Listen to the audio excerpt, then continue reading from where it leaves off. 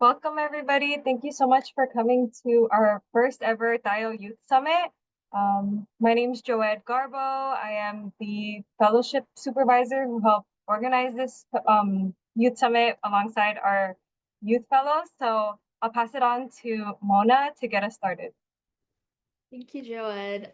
So hi guys, I'm Mona. I'm one of the 2025 Tayo Youth Fellows. And on behalf of our team, again, welcome to our 2025 Youth Summit. Our theme is Pamana, a new generation, a united truth. And today I have the distinct privilege of introducing Tito TJ, who will be giving our opening remarks. So TJ Simamazel is an assistant manager of a Valvoline Instant Oil Change Auto Shop in Denver, Colorado. And in his spare time, he is a co-founder of education and outreach of Tayo. So everyone, let's please give it up for the 2022 Katipunan Poetry Slam champion of historic Filipino town, Tito Tej. Hello, can you hear me? Are we here? Are we live? We're recording? Hey, hi, hey, hello, good morning, good afternoon, good evening, Grand Rising. Thank you all so much for being here. I have no idea what I'm doing, and I love it. I have nothing prepared, and I love it. It's been a part of my life to come as myself when organizing with Tayo. Just a little bit of background about myself before I just get into the space that we're. Oh my God, there's my face. That looks so cool. As you can see, right? I'm surprised. Oh, when I was first asked to go ahead and do the opening remarks, I asked why me? And I think yesterday when we had our meeting, I had asked the team, what they wanted me to talk about and what they wanted me to say. And I've been meditating a lot about that. And I've always come as myself in Tayo. I've always, and I mean, that's why the opening line is my muggle job, because of the fact that I joined Tayo just to hang out. I have I really, you know what I mean? Like community, right? Community member, being hanging out with the cousins, being with the titos and the titas, trying to hold space for our lolos and lolas, and then being present for the bunsos and the bunsas, and like, everybody in between, especially all of our cousins, our pinsans, and uh, I've been really thinking about the words inheritance and gift and what we've been receiving lately and how we've been sharing our time lately. A lot of the fellows know that, like, before I start anything, I try to remind us that time is a non-renewable resource. We can never get it back. We can only move forward. So in that spirit, I'm very grateful to have these next moments with y'all. In my journey, especially whether you want to call it spiritual, identity, growing, adulting, question mark? It's just been a wild time, y'all. For real, right? And I would be lying if I didn't tell you that I'm not sad. I'd be lying because I am. I am sad. I am crying. I am fearful. I cried this morning. I cried last night. I am fearful. I talk about my fears not only with, my partner, but I talk about them with the core team. One of which you'll be hearing at the end of this, at the end of the session of the event. And any single time, especially when Tayo first started, we were born in COVID, and we asked ourselves in Tayo, how do we be together without being able to be together? And for me, as a multi-dimensional being of our barangay in the diaspora, I was just like, I mean, in spirit. At least that's the first thing I thought of. How would I send my spirit? How would I send my energy? How would I uplift? How could, how do, how should, or, what would be the safest? What risks could we take? What were some of the things? How would we? What does it even look like? And then words started coming in, like all these incredible words that were gifts: reimagining, repair, remembering, recollect, preservation. And I find it so interesting that in the time we are in, and with who we are and how we've gathered amongst the 16 of us in this current space, this virtual space, I get called to tell all of us that, yo, we're making history right now. It's not just, it's this present moment in time as we choose to be together is a historical moment. When it comes to spirit, as I see y'all's faces, as I read y'all's names, as I really, really think about how important it is to share breath, to have shared self, I get reminded of the word grace and how much I hope we give it to ourselves in terms of what we hold and how we are carrying ourselves in these moments. The grace of breath, the fundamental things, right? The grace of food. Hui, you eat today? In the chat, can you just type in what you ate today? What was your favorite thing to eat today? Just to make sure we're checking in with ourselves, right? Go ahead, fill that chat with the snaps, claps, and reacts, as well as some of the things that you ate today. Yeah, Lupia, right? 2 apples I picked from a tree, a burrito, burger, rice. Yes, right? Like, when it comes to grace, oh man, somebody said champorado. Oh my God. Sorry, I got sidetracked by, the answers to my prayers. I saw champorado. I've been having like really, really huge urges to eat that lately. And then, right? The connection that we have over the internet. Apparently, Kathleen also had champorado. I don't have to be next to you to have a meal with you, but I can be breaking bread in spirit. When it comes to grace, I also think about rest. How have we been sleeping lately, family? Have we been sleeping lately? What has been keeping us from sleeping lately? More importantly, what does restful sleep look like? The grace of not only rest and food, but also water. Have we been crying lately? Have we been really listening to the rain lately? Have we been drinking water lately? Have you been feeling dehydrated? Are we hydrated?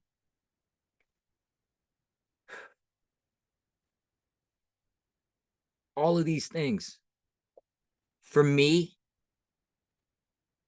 have been gifts. The gift of grace, the inheritance of understanding, the ability to be present with y'all has been nothing. Oh my God, it's just been so like amazing to come to a point where we are today, to where we get to be in this space and to share how we feel. I think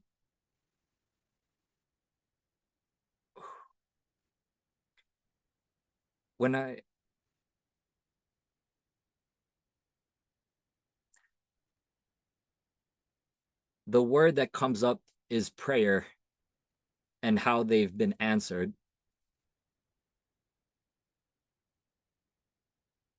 And how long they've been prayed for. And when it comes to Tayo, when it comes to us, I do want to let it be known that like not only is it historical, but it also is a present to have your prayers answered. Whether it be a poem, whether it be a song, whether it be silence, whether it be your favorite food or your favorite music, prayers being answered.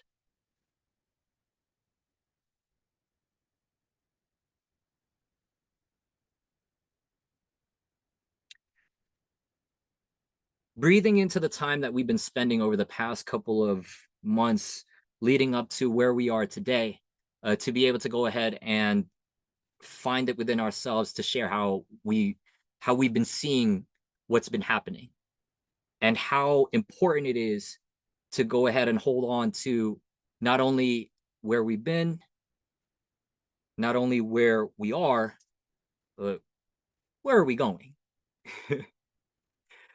And that kind of brings me to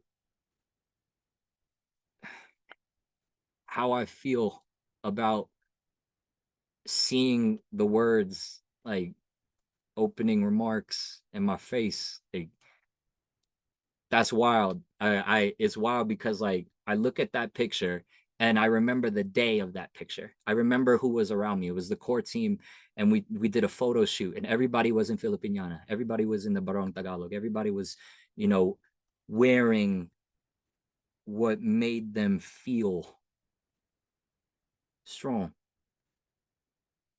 It was as if we inherited the threads of our ancestors, you know. It was as if, you know, as I look at that picture, I'm like, man, I know the shirt I'm wearing underneath it, I got in the Philippines.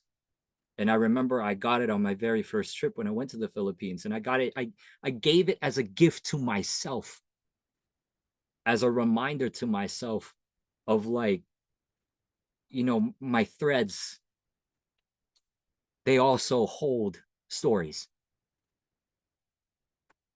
They also hold history. They also speak.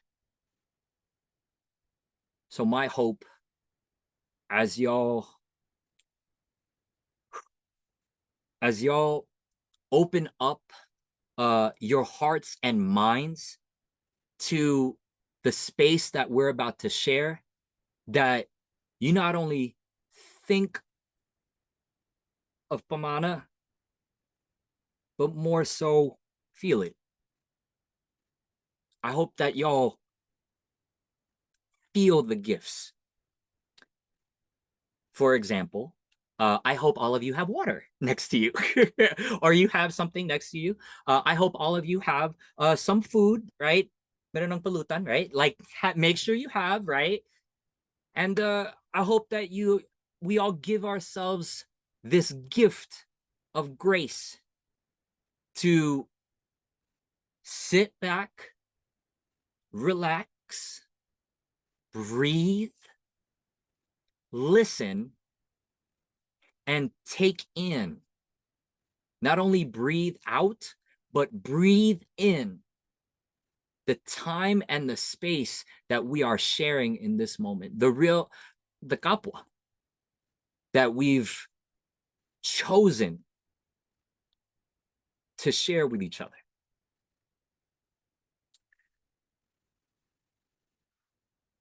I'm going to close with this. My first trip to the Philippines, just to let you, I mean, I have things here. It's wild. Like, this is my grandfather's, yeah, it's kind of blurry, but this is the congressional gold medal that my grandfather received for his service in World War II. To me, this medal, this is wild, right? And at the same time, it's earth, stone. To me, hey, bless you. And 2 times.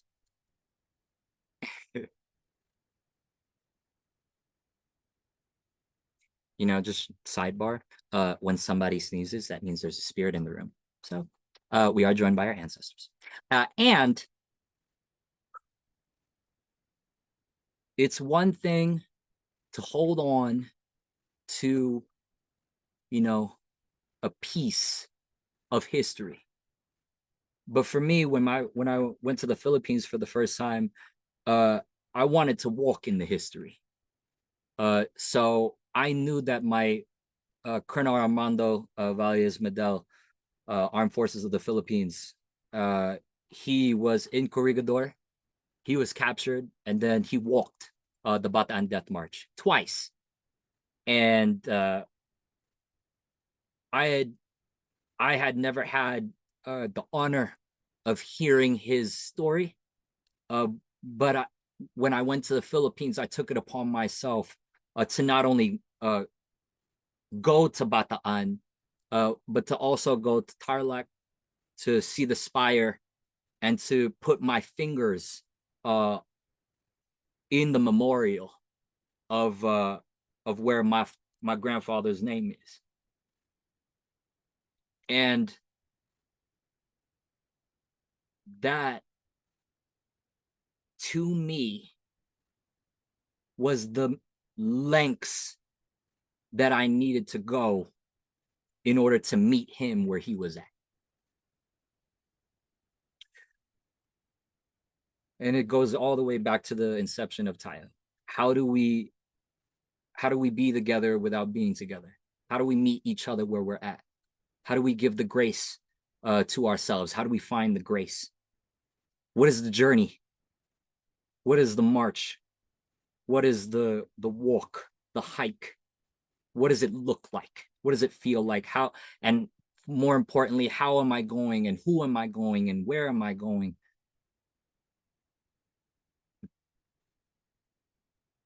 Those questions, those gifts, I hope that we all embrace them, especially in the moments where we can say, I don't know, because this is a historical time. And I hope that we just remember that even in logging in and kicking it in a Zoom to hear how we're feeling is a prayer answered. That is also historical. It is a journey to get to this moment in time.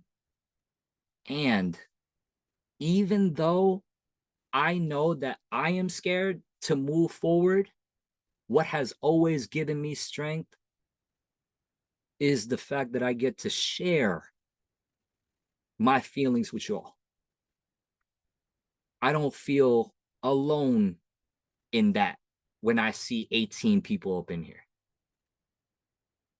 I am wishing all of us, as we move forward with the time that we spend, the strength, I'm wishing us the grace, and I hope that we give each other, man, that good kapwa.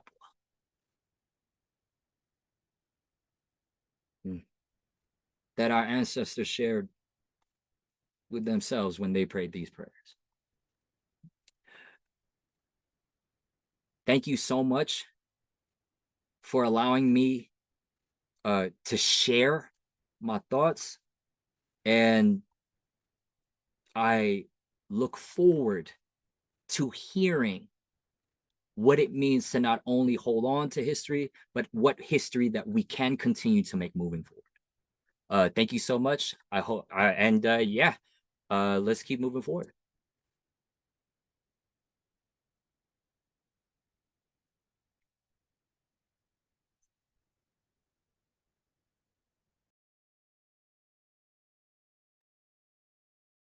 Oh,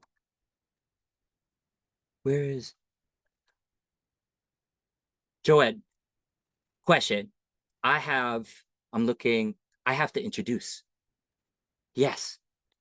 I never got a bio. I'm so sorry.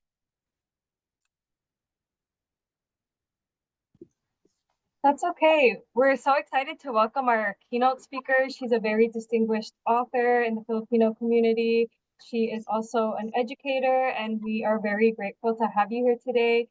Without further ado, everyone please give a round of applause to our keynote speaker, Ms. Grace Talusan. Thank you. Thank you, everyone who organized this wonderful summit. And thank you, TJ, for your opening remarks and way that you're setting us up to how to think about to be in this space together. I really appreciate that. So I'm trying to press the button to make the slides go forward. I'm not, sorry, it's not really working. I'm not sure what to do if I press like my key, but anyways, I could just also say move forward, and then maybe that would be just the way to do it. But I'll speak for about 20, 25 minutes or so, and then we'll have time for some discussion. But if we can go to the first slide, we can start there. Okay. All right, so I just wanted to introduce myself. We can go to the next slide, actually. So what I do for my day job is I teach nonfiction writing at Brown University. I'm an assistant teaching professor of English. You can go ahead. And I'm also an author. I have a single author book called The Body Papers that was published in 2019. And here are some book covers of books that I have an essay in. These are some other books that I'm in. You can go ahead with the slide. The other thing I want to say about myself in terms of introduction is that I'm an immigrant to the United States. I was born in the Philippines, and I came and settled and grew up in Boston, where I am till this day. And this is kind of an image. So you can see how far that journey was. And that happened when I was 2 years old. Forward. This is me a few years after I came to the United States. As you all know, the Philippines is a tropical country, and there was a certain delight in snow and snowstorms. And so you can see, at least from the look on my face, I'm the one with the black hat on, how delighted I am to be in the cold snow. And I still feel delighted when it snows, and just the magic of that first kind of change in the air. Forward. This is another image of me and my parents. My mother is holding my baby sister, and it's hard to see, but I'm in a blue shirt. I wanted to show you some of these images of our first moments and years of being in the United States, because maybe some of them will resonate with you. Maybe you even have parents who had you take a picture in front of the John Harvard statue. And I show you this picture because it's a kind of hope that my parents had. I mean, they heard about Harvard all the way from the Philippines. And one of the first things they wanted us to do as a family is like make a pilgrimage almost to this place and stand in front of the John Harvard statue, as many people do, and take a picture. Not so much that this is about like, pedestalizing Harvard so much, but it gives a sense of where my parents and probably many people's parents were at, which is that education was thought of as a way to change our lives and make a difference and maybe even change our circumstances. And so this is an image of my parents' hopefulness at the beginning of our lives in the United States. Forward.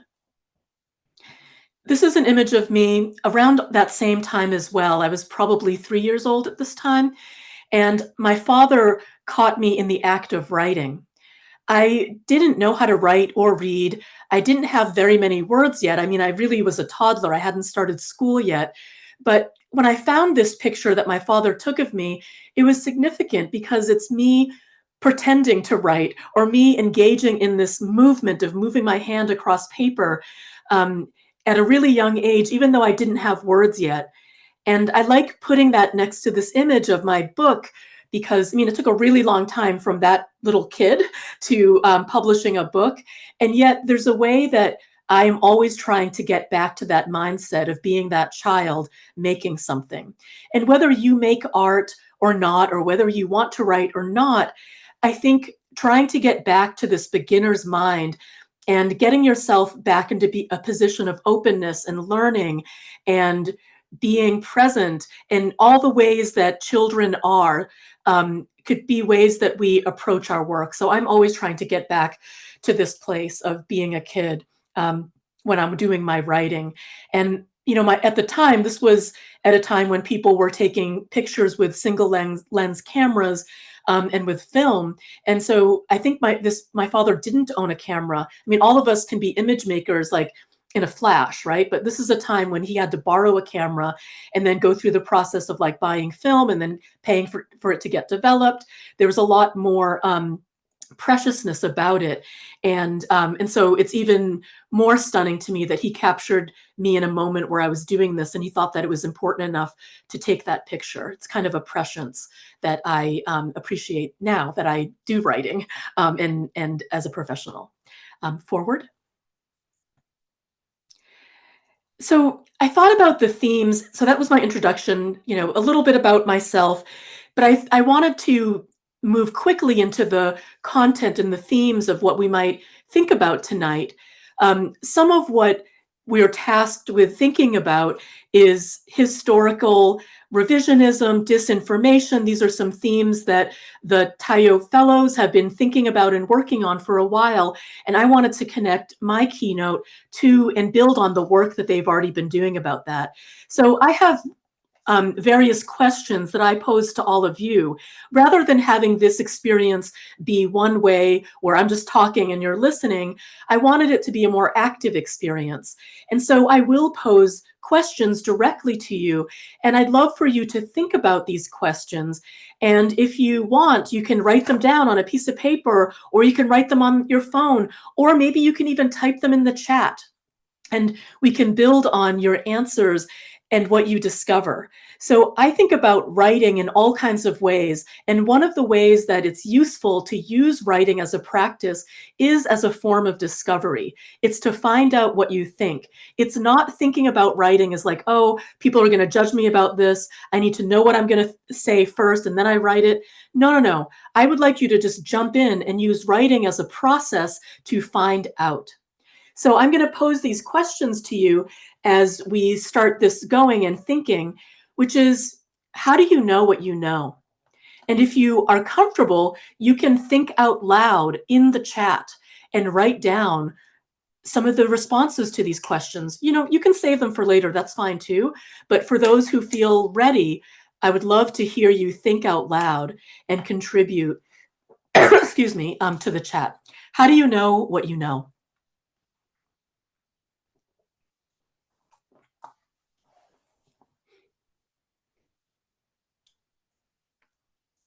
And I also want you to think about the question, if you don't know, how can you find out for yourself? What are the steps and processes that you use to find something out? I'm going to tell you about how I found things out in relation to the book that I wrote. And whether you want to write or not, I hope you want to write. I think all of us could, use more and more stories in the world. But I want to share some of the techniques that I use to find things out, because whether you write or not, I think that these can be useful things so that you have more agency and authority over our information ecosystem. And that is a kind of power. And I feel very strongly about that we have the power to decide for ourselves and to have systems and processes in place and people that we can check things out with, so that we are moving forward and acting on real information and not succumbing to the false narratives and active disinformation campaigns that have been rampant in our society. Forward. And so as an example, I thought, so I have this like broad kind of theoretical questions for you, and then I want to go more content focused and to use this kind of thinking about how do we know what we know, but to think more specifically about Filipino history, and just to find out, like, what do you know, or speculate, guess, observe, or have ideas about, say, something specific, like Filipino migration to the US. I don't expect you to look things up. I really am just curious about what stories have you been told? What are the ways that you understand that people in the diaspora have ended up here in the US? There are ways that we've been, people have imposed narratives on us, sometimes language such as, quote, hordes, and there's all other kinds of descriptors that people will use to describe migration. But I am curious about what you know. And so you could save this for the discussion later, or if you feel like typing into the chat, you can feel free to do that too, or type onto some other kind of note-taking device. But, what do you know about Filipino migration to the US? For a long time, I only knew my personal history and the story of my particular family. And that's because information wasn't readily available. We did not study the US Philippine history in my US history class, although we should have. The Philippines is a very big part of US history, but we never covered that.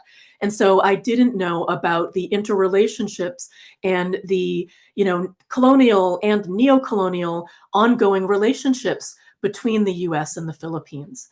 And so, yeah, and so Alec, thank you so much for adding your voice here. Alex is saying, I think it is perceived in the Philippines as a means of getting away from limited opportunities. And that is actually my own family story too. There was the idea that there would be better economic opportunities in the United States, and that's why my parents first ended up here. And there's all different kinds of pathways and reasons why Filipinos in the diaspora find themselves here. Forward. So I've taken this this slide from somebody else, but this is a descriptor that you might see, even a cliche that you might see repeated when describing Philippine history. Someone said 300 years in a convent, 50 in Hollywood. And this is a way, a shorthand, kind of pithy way of describing the 300 years that the Philippines lived under Spanish colonial rule and the 50 years that the Philippines was under American colonial rule. And that's where you get the convent with Spain, and 50 years in Hollywood, which is a shorthand for the United States. Forward. And this is from a really wonderful organization called the Philippine American National Historical Society. Definitely recommend them as a place to find information, but also to show up to their seminars and conferences and gatherings, because it's a way, I said earlier that we were missing and erased in the history books, but this is some of the work of FONS, is to write our histories in community. And so people get together and they share and crowdsource their stories, their documents, their images, and they also advocated for Filipino American History Month, which is next month, and it's to bring a focus to Filipino American history. But it is very much a community-led kind of endeavor where people are sharing their stories. When you think about how history is written, who gets to write history?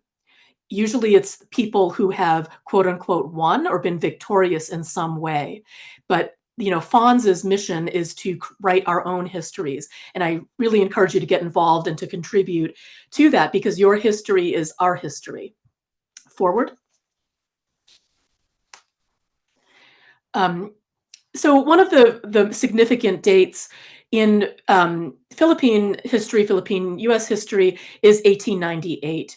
And that is when the Filipinos who are fighting against the Spanish colonizers, after many years, many centuries even, have this successful uprising, the Philippine Revolution, and the Philippines declares their independence from Spain on June 12, 1898. Forward. And in 1898, other significant things happened too, which is the the US annexation of the Philippines, where the Philippines was purchased for $20 million. Other nations were affected by this as well. Cuba was granted independence from Spain at this time. Puerto Rico and Guam were ceded to the US also at this time period. I'm not going to go really deep into history. I just wanted to give a little bit of contextual information. Forward.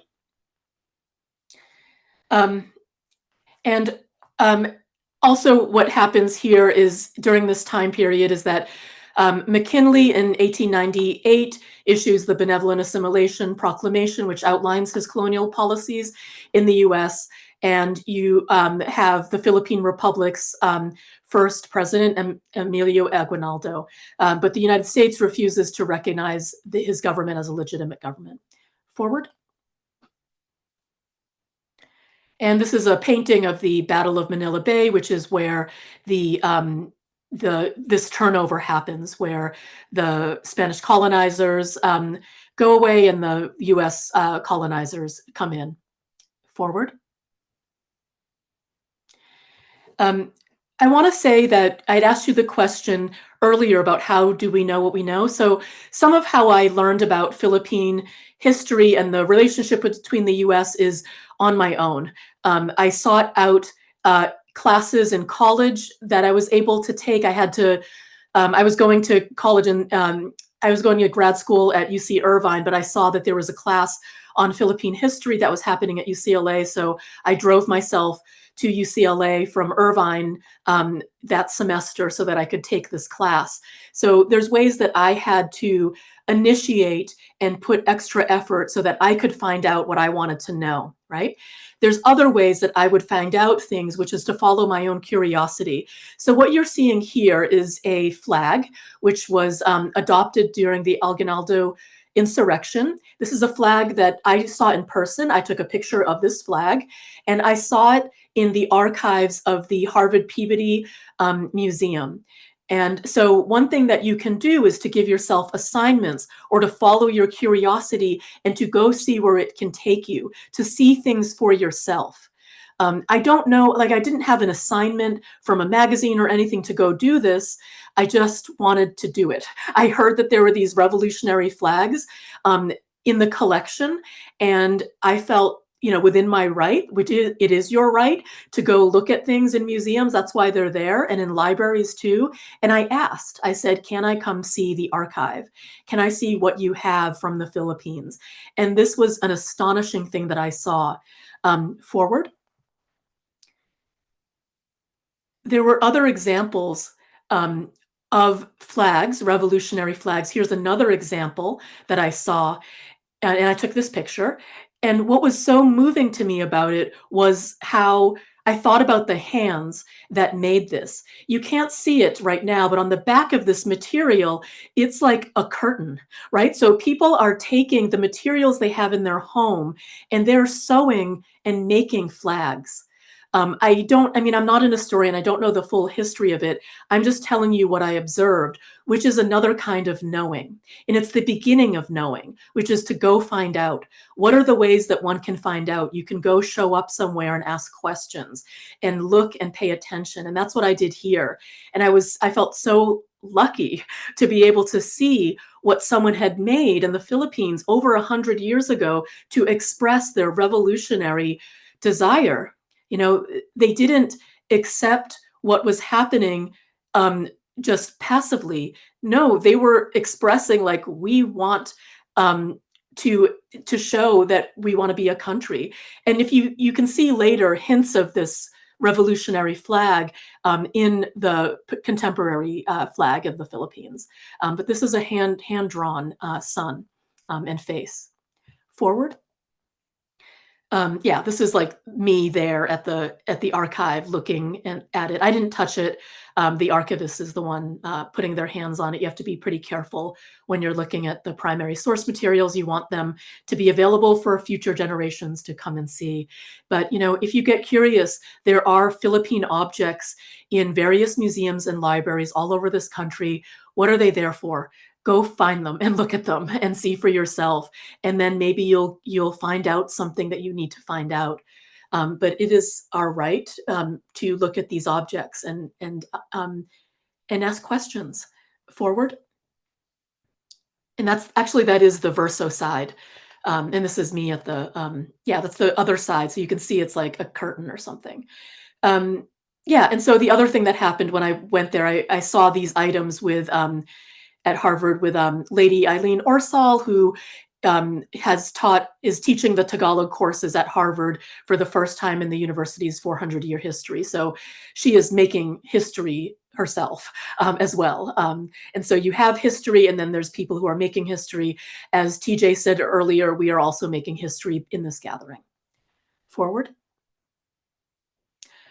So other ways that you can find things out is by request. And so I did a FOIA request on my own name, on myself. Okay. So I had questions when I was researching the body papers. I knew that the government had information about me because I had to apply for citizenship, and I had interacted with the government. You've interacted with the government in various ways. And so I just got curious, and this is my journalism background coming in. And I just thought, like, I want to find out, what do they know about me? And so I submitted a FOIA request. You can do the same for yourself. Maybe there's nothing, and maybe there's a lot, who knows, but like, you can find out, right? So I requested this, and within, I think, 6 weeks, but this is a while ago, different administration. Within 6 weeks, I got a CD that had electronic files of all the documents that the US government had at me at the time. Lots of stuff was redacted, frankly. There was like places where there were sticky notes on top of things, so I didn't know what was underneath, which was very mysterious to me. And as a writer, that's like exactly what I want to find out, is like, what's under there, what has been redacted. But these are other ways that you can find out and investigate. Its primary source and research in following your lines of curiosity. But I think underneath all of that is feeling like you have the right to ask questions and feeling like you have the right to know, which you do. Don't have all your information be mediated. The media is very important, but it is mediated information.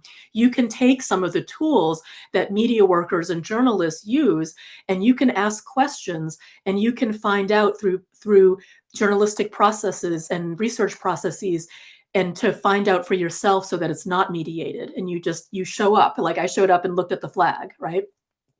And to get primary documents and to ask those questions of them. Next slide. This was in the file, so I don't have this. I think my parents, maybe they have a record of my former passport, but I actually think we had to turn them in when I became a US citizen, or when I had to, like, I don't know, I don't remember, but I don't have a copy of my Philippine passport, I don't think. But this was in my US file. So this is a Philippine passport, which means that is like a Philippine government document, but it was in my FOIA request. So that means it became part of the information that the US government had about me. And so that's, in there. I just thought it was a funny picture of me too. Like, I look really, really like super serious at 2 years old. Forward.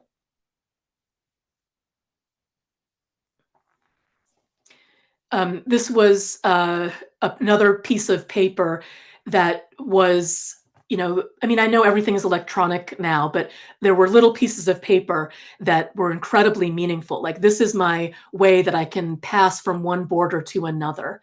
They have my passport on there. They have all kinds of information. Like, I first went through Tokyo. I didn't have a social security number yet. Like, here's like this way that I passed through. And this was this little piece of paper that I got in Boston, when I arrived in Boston. Forward. And so I took these kinds of documents and I wrote a book called The Body Papers, which is a memoir. And, I didn't know things. The reason why I wrote the book is to find out. And you can do the same process yourself. Again, you don't need to write anything. You can just be finding things out to find out. But, for me, I ended up putting it in a book, but I had questions about how I came to this country. Why am I the way I am? And I had this project of, using research processes and asking questions and finding out. And it was like I mean, of course I wanted to publish my book, but even before I knew it would get published, it was in a very engaging process that was enlivening. And I hope all of you get to have that kind of experience, that you're working on something creative that gets your attention, or intellectual that like you're really driven by, that makes you happy to wake up in the morning and get excited to like find something out. Um, I want to also say that people might have an idea about writing and writers, that we do it alone. But part of what this conference and the summit is about community. And I'll tell you that I also thought that about writing, that you do it alone, but it's not true. I sit with people like on Zoom or in person at libraries, and they keep me company as I write. We're all just like doing our own work, but it's very hard. At least for me, it's hard to do my work of writing, especially work that is sensitive and painful at times. And I'm accompanied by other people. So this is a call for you to think about anything that you want to do, any goal or movement that you want to achieve, and to remind you that we do it in community. We're going to be stronger with each other. You're going to get all kinds of things besides support. You'll get ideas, you'll get feedback. You'll just have someone else there saying, you matter, your work is important, keep doing it. You'll have that. I really encourage you to try to work with each other and build community in these ways, because we're a lot stronger together. We're going to make it to where we want to go together.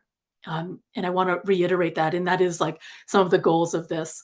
I only have a couple minutes left, and I don't want to, I always have like, I don't know, 75% more slides than I ever use, but I want to just have them available to, and so you're welcome to see any of the slides and talk through them and stuff. But I do want to say, I mean, I guess I want to end with reading you a little bit from my new book, which is called The King Died of Grief. And the reason why, oh, you don't have to go on the slides anymore. These, like, I'm kind of done with the slides. You can actually go to the very last slide, which is like just information on how to contact me if people want to contact me. Yeah, I just want to read a little bit of it, and I'll give you trigger warning for like, trauma and violence, although I don't go into any details. And I just want to read you a little bit from this new project. There's nothing graphic in it, but it is a book where I write about trauma that I was going through as a child, and that my teachers noticed the change in me and even asked me about it, but didn't do anything about it. This is before mandatory reporting laws for child abuse. And I even like one teacher had this idea that she was going to like put a ask me anything box on a counter. And I did ask her a question directly related to the trauma and the abuse that I was experiencing. And I wrote it on a piece of paper, and I'll just read to you what I wrote about what happened. And that's as far as the detail I'll give you. You can, read my book when it comes out in a year, I suppose. I watched Miss Pettit's face as she read my paper. I could see my upside-down boy through the paper as Miss Pettit's face reddened. Her blue eyes filled with tears, but this was a different kind of crying, not sad, furious. The question box is not a joke, she said. I don't appreciate being made fun of. I wanted to listen to you children. You took my gift and stomped all over it, ruined it. What else could I do but sit in that classroom and meet my teacher's gaze? Only someone who wrote a note like that would not look away. I locked eyes with my teacher's blurry, bluey eyes, pretending that in fact I was not in ruins. Thank you.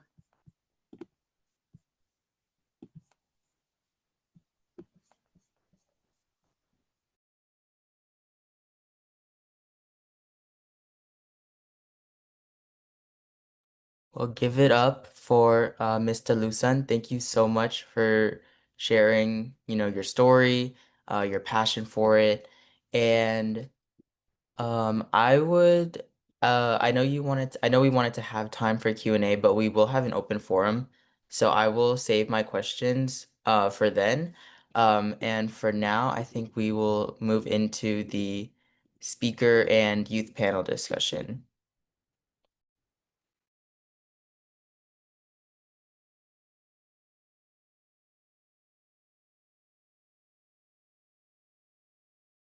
All right. Thank you so much for that, Kuya Michael. I will be moderating this section of the event. So before we start, I would like to introduce myself to everyone. Hello, I am Serena Mackay. I am 15 years old and I am a junior in high school. And we are all incredibly grateful and privileged to have such impactful and insightful individuals exchange in fruitful dialogue today, taking the time out of their Saturday evenings or even maybe like Sunday mornings if you guys are in the Philippines, to discuss and have a meaningful conversation about how our history and the way our narratives are told affect us, as a society and on an individual level. So for this section, this will be like kind of just like a conversational like just a conversational space where you can all share, like you can all ask each other questions to continue the discussion. But I do also have questions prepared just to get the gears going. But before we start, if the youth panelists can also introduce themselves. So I will pass this on to Kuya AJ de la Cruz to introduce himself first. Hello, am I audible? Sorry. Good morning. Good morning, everyone. It's currently morning in the Philippines. My name is AJ De La Cruz. I'm a junior history student at the University of the Philippines, Silliman. And I also studied at Sion-SPO, and I took courses on law and policy there. And currently, I serve as part of the editorial board of the Philippine Collegian, the official student publication of my university. I'm very thankful for being part of this incredible panel. So good morning to you all. And we can pass this on to Ate Juliet. Hi, I'm Jillian. I'm a sophomore at Boston University studying business administration and minoring in innovation and entrepreneurship. Outside of college, I'm also on District 1 Find e-board. I serve as a community chair, and that's basically the umbrella organization for all the Filipino clubs in the Boston area for all the colleges. Yeah. Thank you, Ate Jillian. I'll call on Ate Kathleen. Hello, everyone. I'm Maria Kathleen Villanueva. I go by Kathleen, she, her pronouns. I'm a cross-cultural storyteller. I'm a first-generation immigrant from the Philippines. And I have different roles outside like my professional jobs. So I recently co-founded the Waiarosa Literary Society. We are a Filipino literary collective, which aims to kind of like bridge literature community and live experiences in the New York and New Jersey area. And I'm also a fellow of TAYO under the policy advocacy team. So really excited to have these conversations. And then for the last panelist, we have Ate Liana. Hello, good evening, and good morning to everyone on this call today. I'm Leona Gagalak, and I'm a current second year at Northeastern University in Boston with a combined major in political science and journalism. Most of my interests lie in those two subjects, as well as international relations. At Northeastern, I'm heavily involved in the Filipino student organization known as NU Barkada. And yeah, I'm really excited for the conversations that we're going to be having tonight. And thank you to Olivia and the fellow Philipro fellows for having us tonight. Wonderful introductions. Thank you all so much to everyone.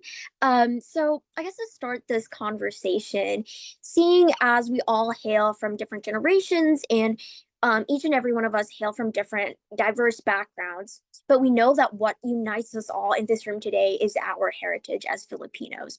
May it be if we are, second generation immigrants, first generation or we still reside in the homeland. The question is, how have you seen your community, your own space, be affected by historical revisionism or misinformation, disinformation in its own unique way? So the floor can be open for anyone who just wants to turn on their microphones.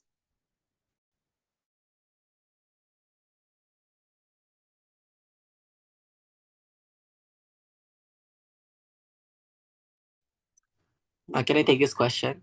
Mm-hmm. So currently I still live in the Philippines, and I've campaigned in the past presidential election and 2022 elections, and I firsthand observed the severity of the disinformation campaigns launched against progressive organizations and candidates during that election. And of course, disinformation campaigns that tried to whitewash our history with the Marcos dictatorship and tried to whitewash their crimes, which then led to their victory in the past elections. So as someone who wasn't a registered voter back then, since I was still a minor, it was very heartbreaking to not have that power to elect the people that you want to be elected because you're still not a voter. So I tried my best to contribute to the cause by campaigning for the candidates that I wanted to win. But it's just hard because you're already losing in the social media side, because millions have been funneled, or actually billions have been funneled to this elaborate disinformation campaign launched against progressives and launched to prop up this family of dictators. And at the physical level, you have killings, you have political violence launched against progressive candidates, against progressive campaigners who just want to make their communities better. So while we're losing on the social media side, we're also being killed in the streets. We are being tagged as terrorists, as part of the armed revolution happening in our countryside. So uh despite our wins, in that our small wins in that election, and in the last recent election in 2025 midterm elections, we have so much to do in dismantling this very elaborate disinformation campaign.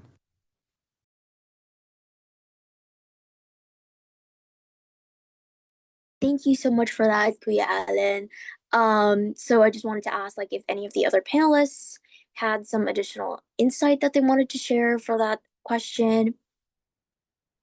All right, Ate Kathleen. Yeah, I think AJ did a lot of like great points.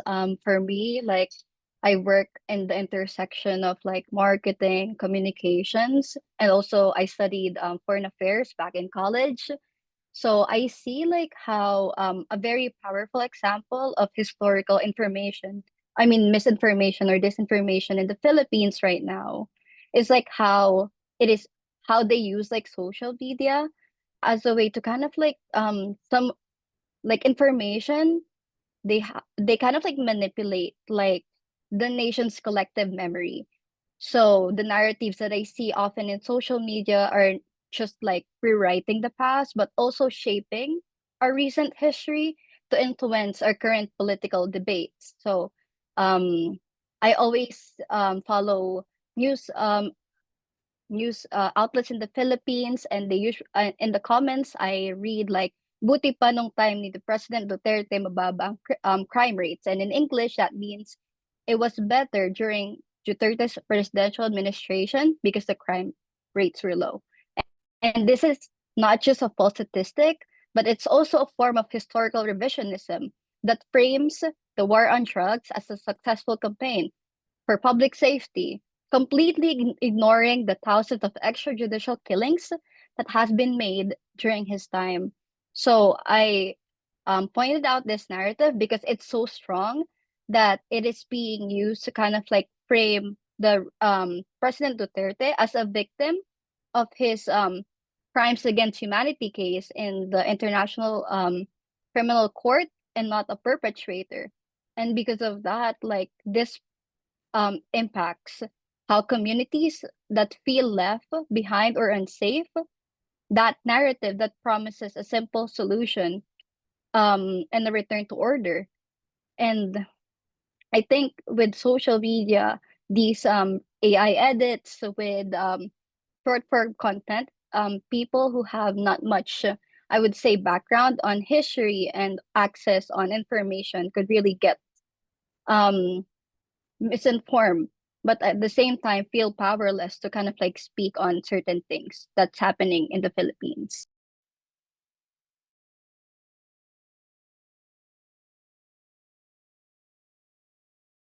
And then we have Ate Leona. Thank you. I totally agree with everything that has been said so far, and I will concede that this perspective comes from someone who is second generation. I was born and raised in New Jersey, but to talk about Duterte and the martial law that was used in his campaign for the war on drugs, I've seen it in my own family myself of family members being killed arbitrarily for their so-and-so connection to the drug trade in the Philippines. And when we talk about the perspectives of the Filipino diaspora and their connection, or rather sometimes lack of connection to political happenings within the Philippines, I think to rectify this, lots of it has to do with education that is self pushed. This summer, actually, I was able to visit the home of the United Nations in Geneva, Switzerland, with a professor, and through this, I was able to do some research about Duterte, the war on drugs, international law in terms of the drug trade, and talking about also Duterte in the ICC and being prosecuted in The Hague right now. So when it comes to Filipinos who might not have been born and raised in the culture, born and raised in the Philippines, and is kind of observing this from the outside, lots of our work in terms of learning about political grievances and what's happening to Filipinos on the ground to this day has to be self-motivated. And part of it might, at least from my part, it came from personal experiences, but a lot of that intentionality has to happen with Filipinos within the diaspora.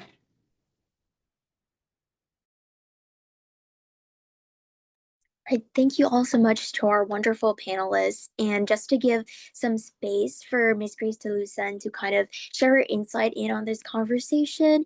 If she's right now there.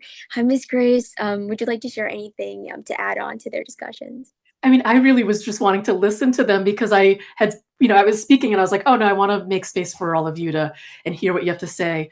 But I do really like to, what you're saying. I mean, you're saying that we should pay attention and be mindful of the different forces that are actively working to get between us and the truth. And we can help each other to try to find the truth. The truth exists, like facts exist. There are ways to verify facts. And I think that this is something that's so important, and it's an act of care for all of us so that we can all, have the kinds of society, to me, an equitable, just society that, I think that's what we're all trying to work towards, where people have the ability to thrive and live in peace and have what they need. But we can't do any of that unless we have facts that we're working from.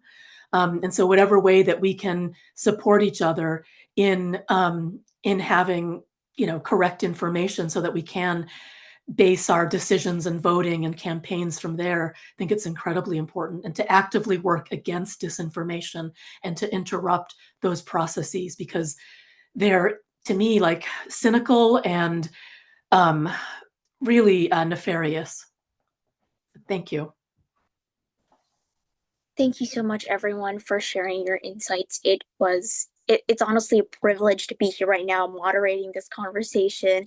And so with that, we wanted to make space for the audience to really be involved in this conversation. So we will segue to our breakout rooms. If at the Joed, if that's available. Yes, I will open the breakout rooms now, and we'll have several of us, the panelists, as well as the Tayo team that organized this event in each breakout room, and we can all debrief together. So I'll see you on the other side. We'll be in the breakout rooms for about 10 minutes. And don't be shy. Please don't exit. Don't leave the Zoom. If you don't feel comfortable talking or unmuting, you're welcome to put it in the chat or just observe the conversations we have in our breakouts. So we'll see you in 10 minutes.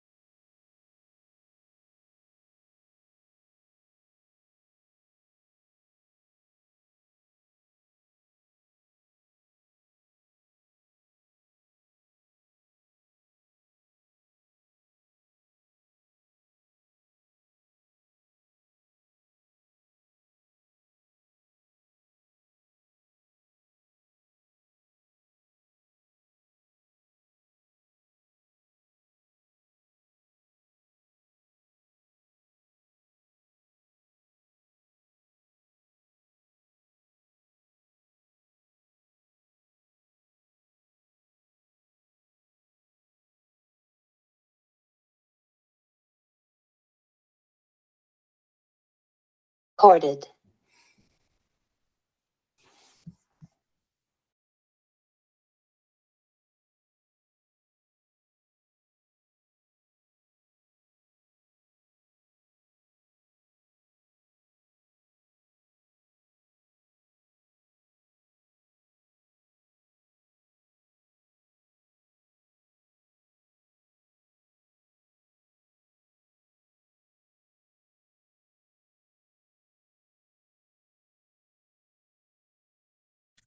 I made an error with the slides. I mistook it for the youth panel and guest speaker discussion, so I put my name. But Ate Olivia Natividad will be the one moderating us for our conversation today, our youth panel. So yeah, you can see her throwing up the peace sign. Hi, Ate Olivia.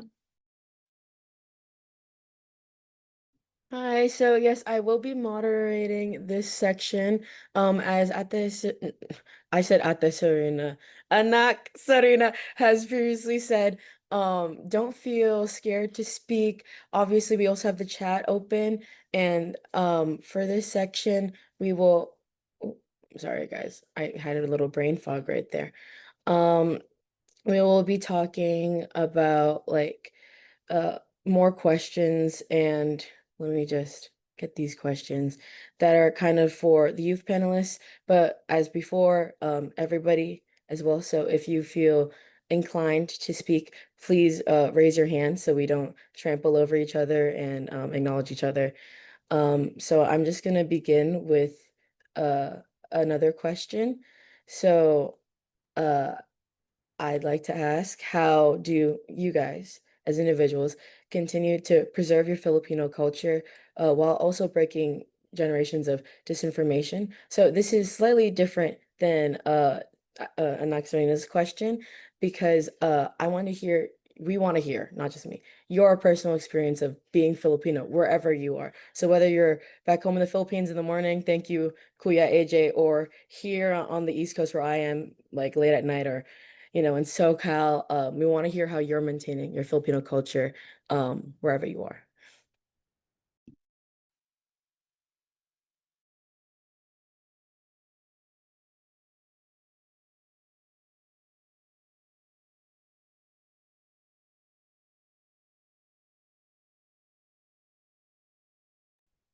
I saw Ate Leona's hand first, so we'll go to Ate Leona, and then Ate Jillian, and then Ate Kathleen. Perfect, thank you. I think being in a collegiate environment, it uniquely situates me, especially being at a school with a bustling international student population like Northeastern. I think the best way that I integrate Filipino culture into my day-to-day is through my involvement through Filipino communities. So I know lots of the fellows and lots of the youth here are high school students. So something that I think you should keep in mind when it comes to the college application process, if that's the path for you in the future, is to seek out these Filipino communities in college, because FSAs are some of the best ways to meet new people and to expand your breadth of knowledge of different Filipino experiences. Like one of the co-panelists, Jillian, I knew her from last year because she's one of the underclassmen representatives for the Big Umbrella organization for all Filipino students in the greater Boston area. So you can have friends from New Jersey and North Dakota to international students from Manila and Alabang. And when it comes to the academic side of my life as well, you can integrate your Filipino culture into your everyday life and studies as well.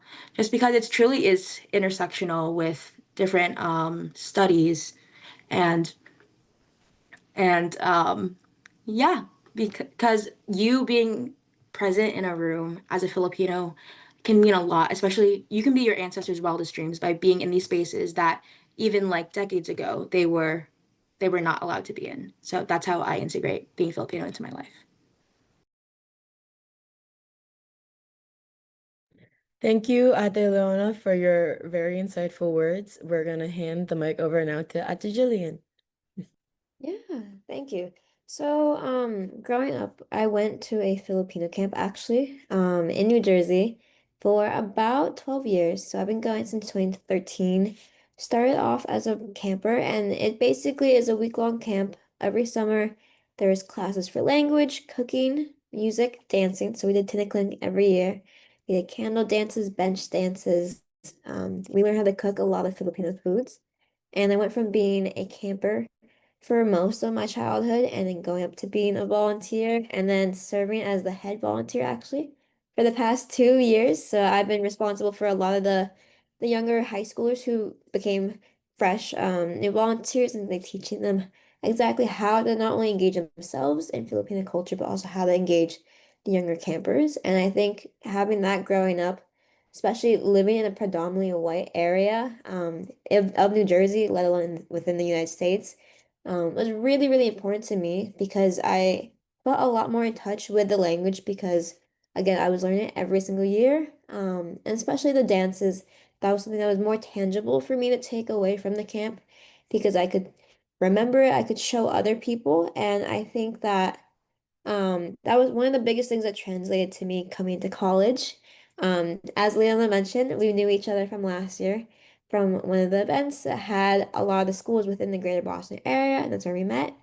And as she mentioned, the FSAs are really, really helpful in terms of getting to know more people within like the Filipino diaspora and just being more in touch with your culture because there's a lot of events that are educational, social, a lot of food that you may not be as exposed to from where you are, and also just different ways to reference your childhood that you may thought was just like an isolated experience of yourself, but really it's just a bigger part of the culture that other people have experienced, but you haven't met other people who've experienced that also. So it's a very relieving process to know that you're not by yourself. And I'm still active in my own like homeschools FSA, so BU's FSA, and with as I mentioned, the Greater Boston Area Organization. So I see pretty much people from those clubs every single day. So it's just another reminder of how I can incorporate Filipino culture into my life. Thank you, Ate Jillian. I'm going to be handing it over to Ate Kathleen now. Yeah, thank you for these insights. Like for me, I was born and raised in the Philippines.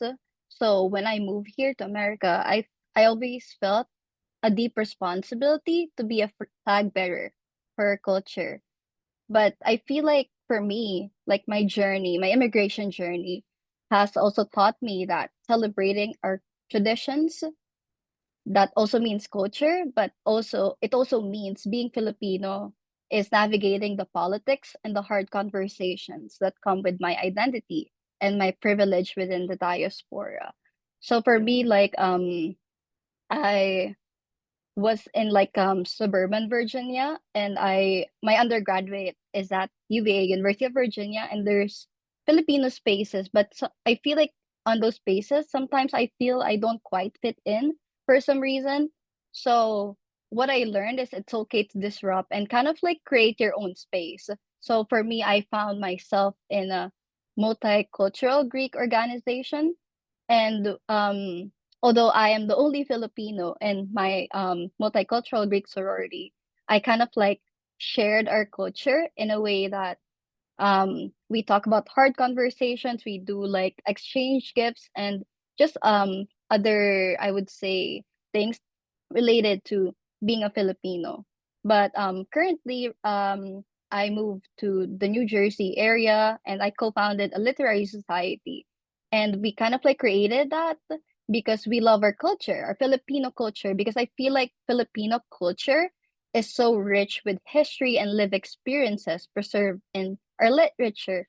So for me, I try to weave in Filipino words, music, and imagery on my role as a co-founder for that literary society.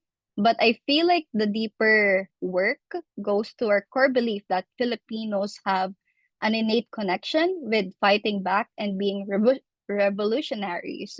So although we were colonized for years, I think we were still in the process of liberation.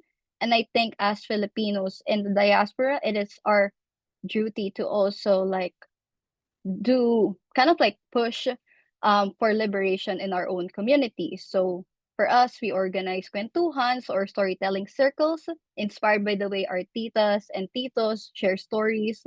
We kind of like share that casual, welcoming tone to kind of like talk about migration, identity, and important topics.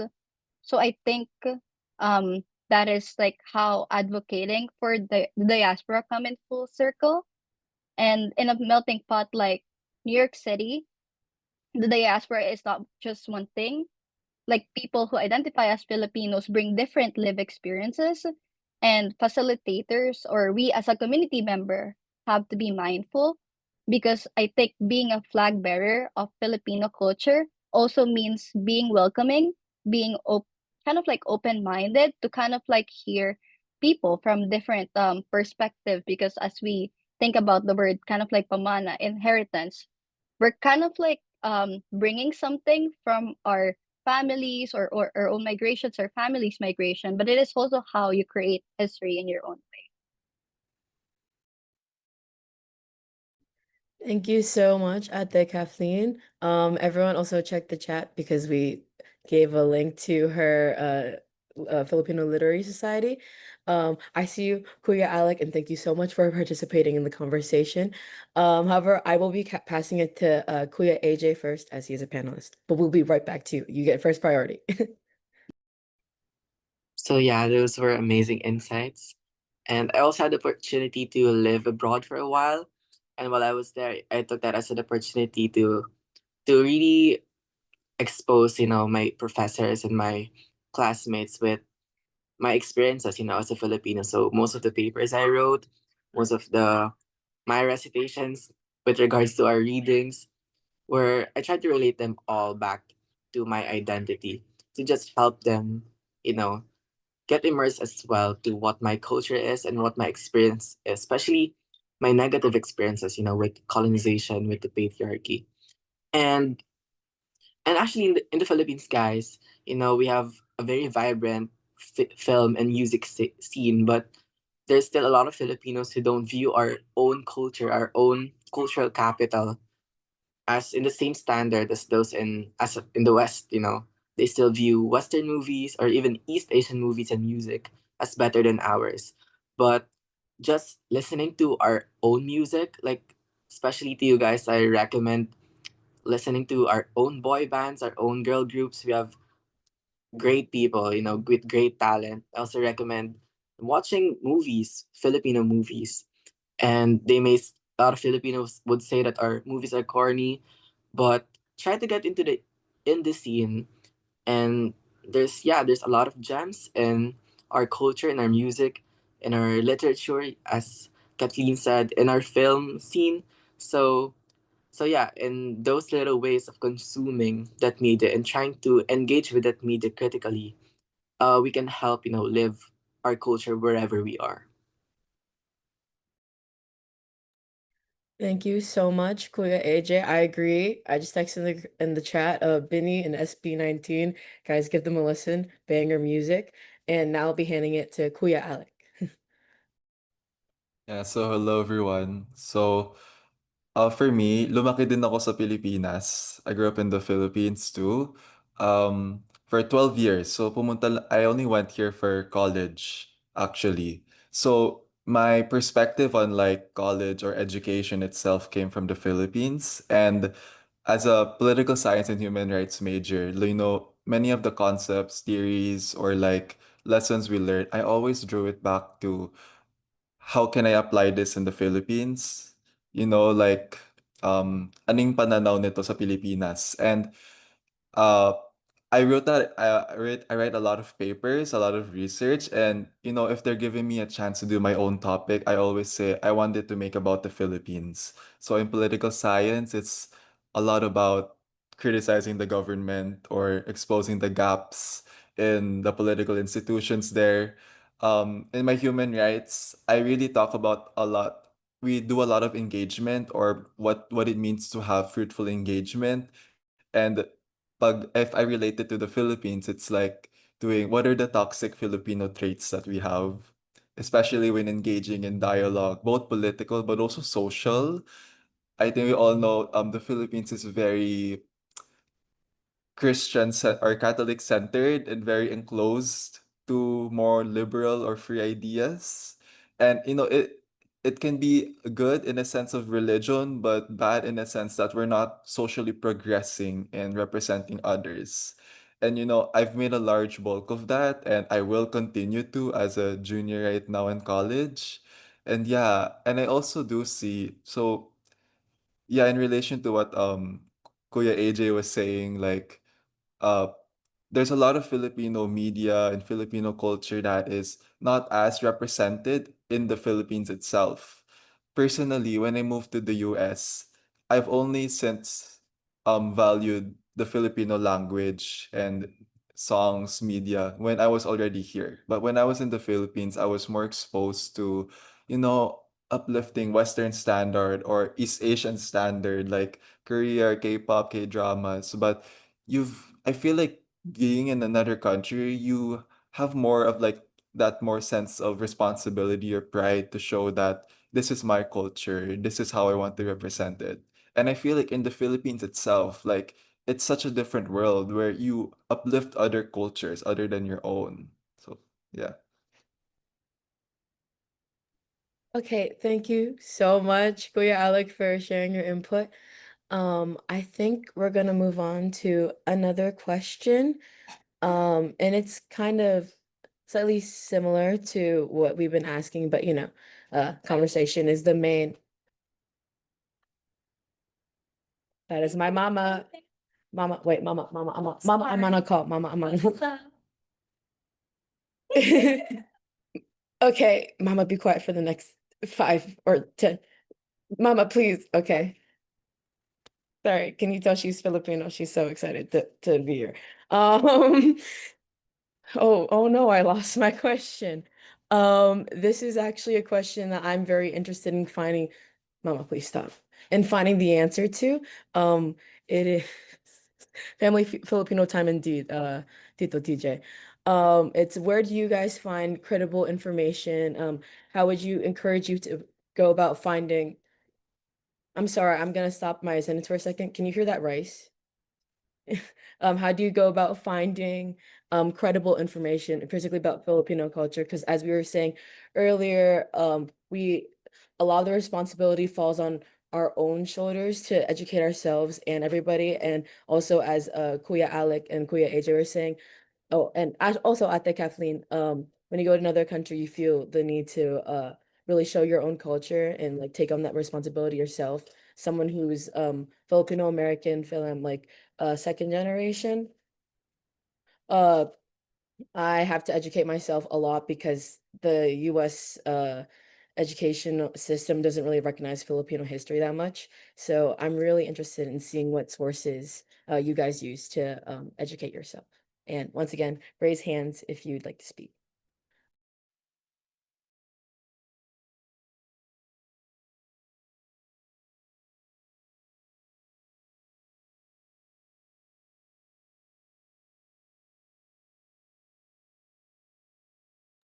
Okay, I saw at the Kathleen's hand first, so we're gonna hand it to her first.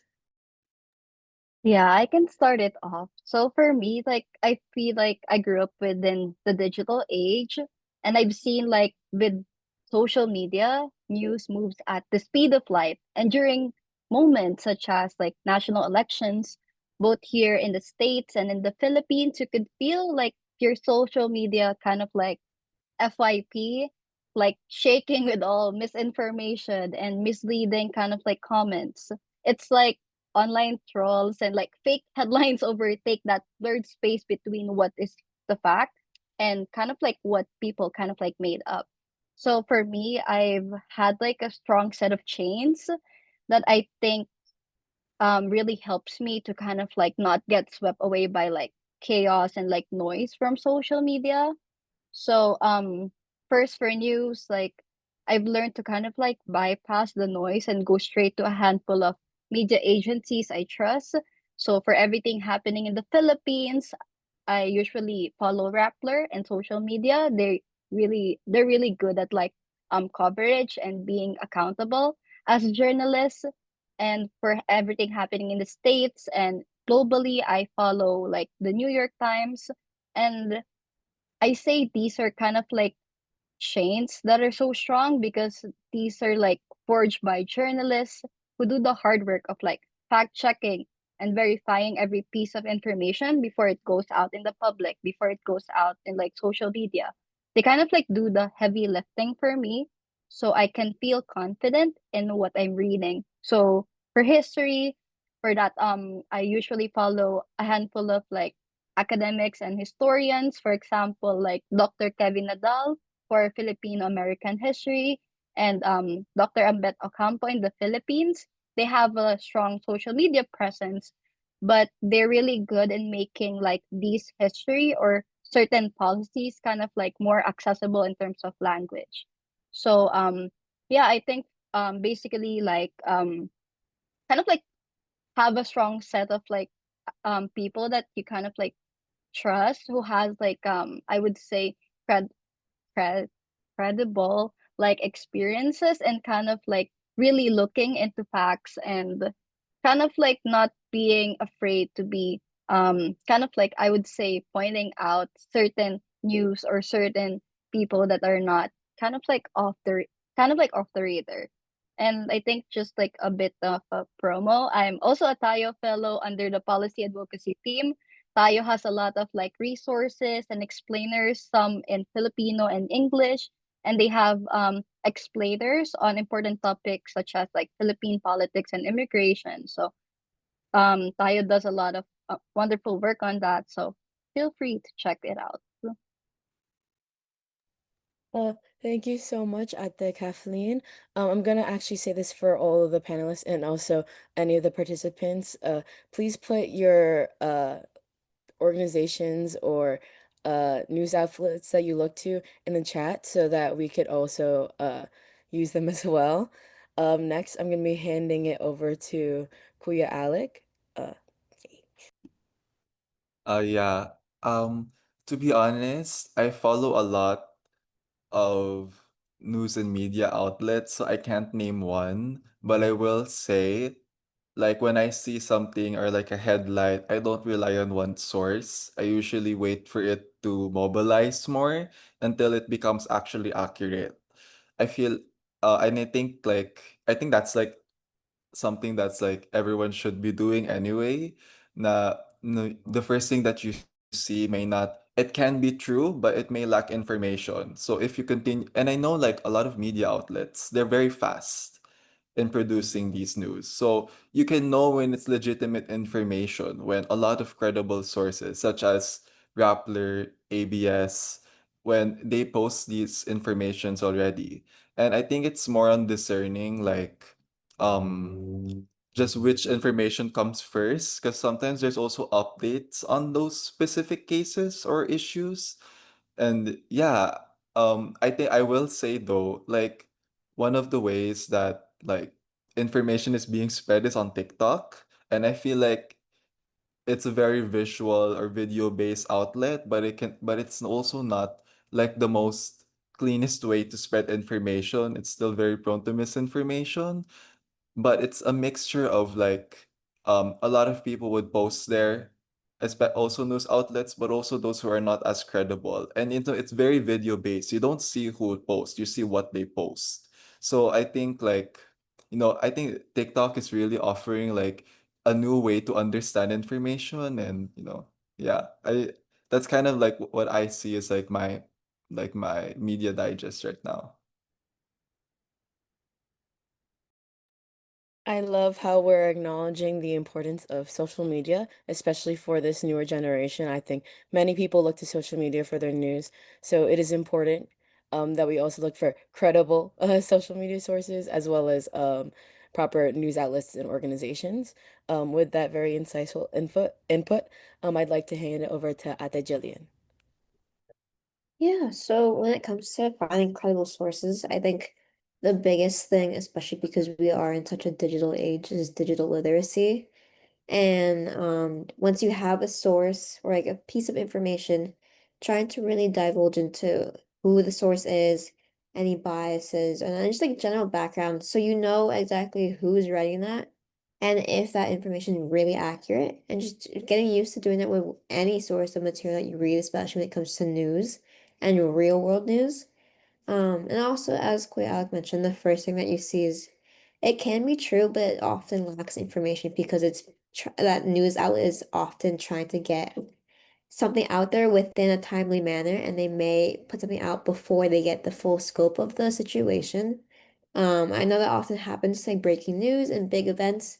So definitely waiting for more sources to come out and also trying to corroborate between information and different sources just to confirm what is true, because oftentimes if there are different sources that are biased, the information will be slightly skewed in a way that perpetrates their perspective and includes any biases or opinions that the source may have. So trying to find something that ignores or finding a common pattern that ignores all these biases and trying to find the root of the information is highly, highly important when it comes to finding credible information.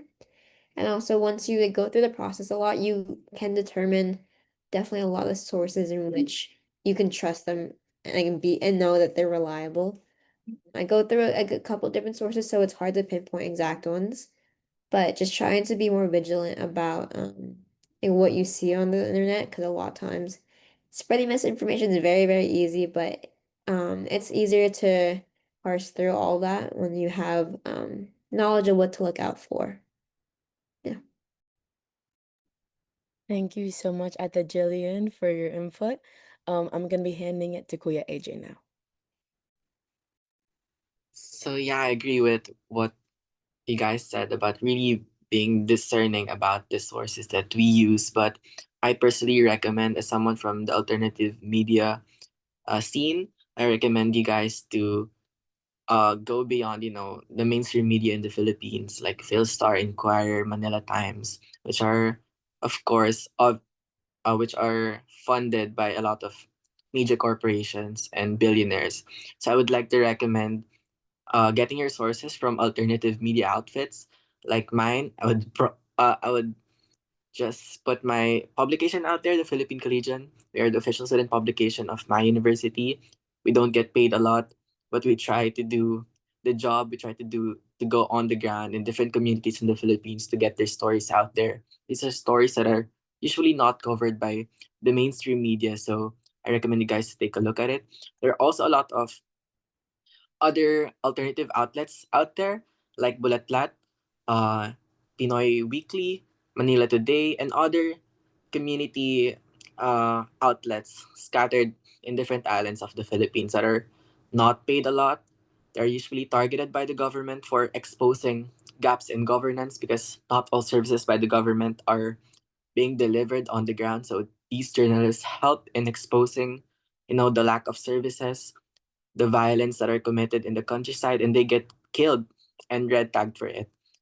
And so yeah, when it comes to history on the other side, from an academic point of view, I would also encourage you guys to take a look at our primary sources. Go to translated archives, take a look on how our colonizers described us. And although their writings are very heavy on their prejudices, there's a way to interpret those very biased sources and look for ourselves in the cracks of the parchment, as a famous historian said.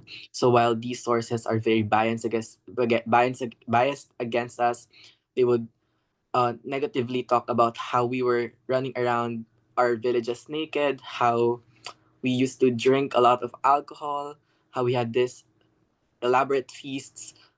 There's a way to interpret it in a sense that we used to have a culture, we used to have a very established community, we had systems of economic and political and social governance became before the Spanish colonizers arrived, or simply using these biased sources, we can rebuild, what our colonizers took away from us, that we can interpret it in a way that before the Spanish colonizers arrived, we had these systems that worked for us. And we can see how back then, queer people were accepted. They used to be in high positions in our society. It's the same for women. Women had the same rights as men. They used to have divorce back then. And now in the Philippines, we're one of the two countries that don't have divorce. So it's that kind of, you know, uh, engagement with the past that we need. So that's on my part. Thank you so much, Kuya AJ. I feel like I just had a history lesson. It was very cool. Um, if there's no one else who would like to comment on this question in particular, I'm gonna be moving on to the next, which is actually sort of connected to this past question, which is what are some prevalent examples of historical misinformation slash disinformation you see today, and how does social media affect their spread in disproportionately impacted communities? Which I ask because we also did mention our use of social media for information a lot in this past question. So once again, please raise your hand if you'd like to comment.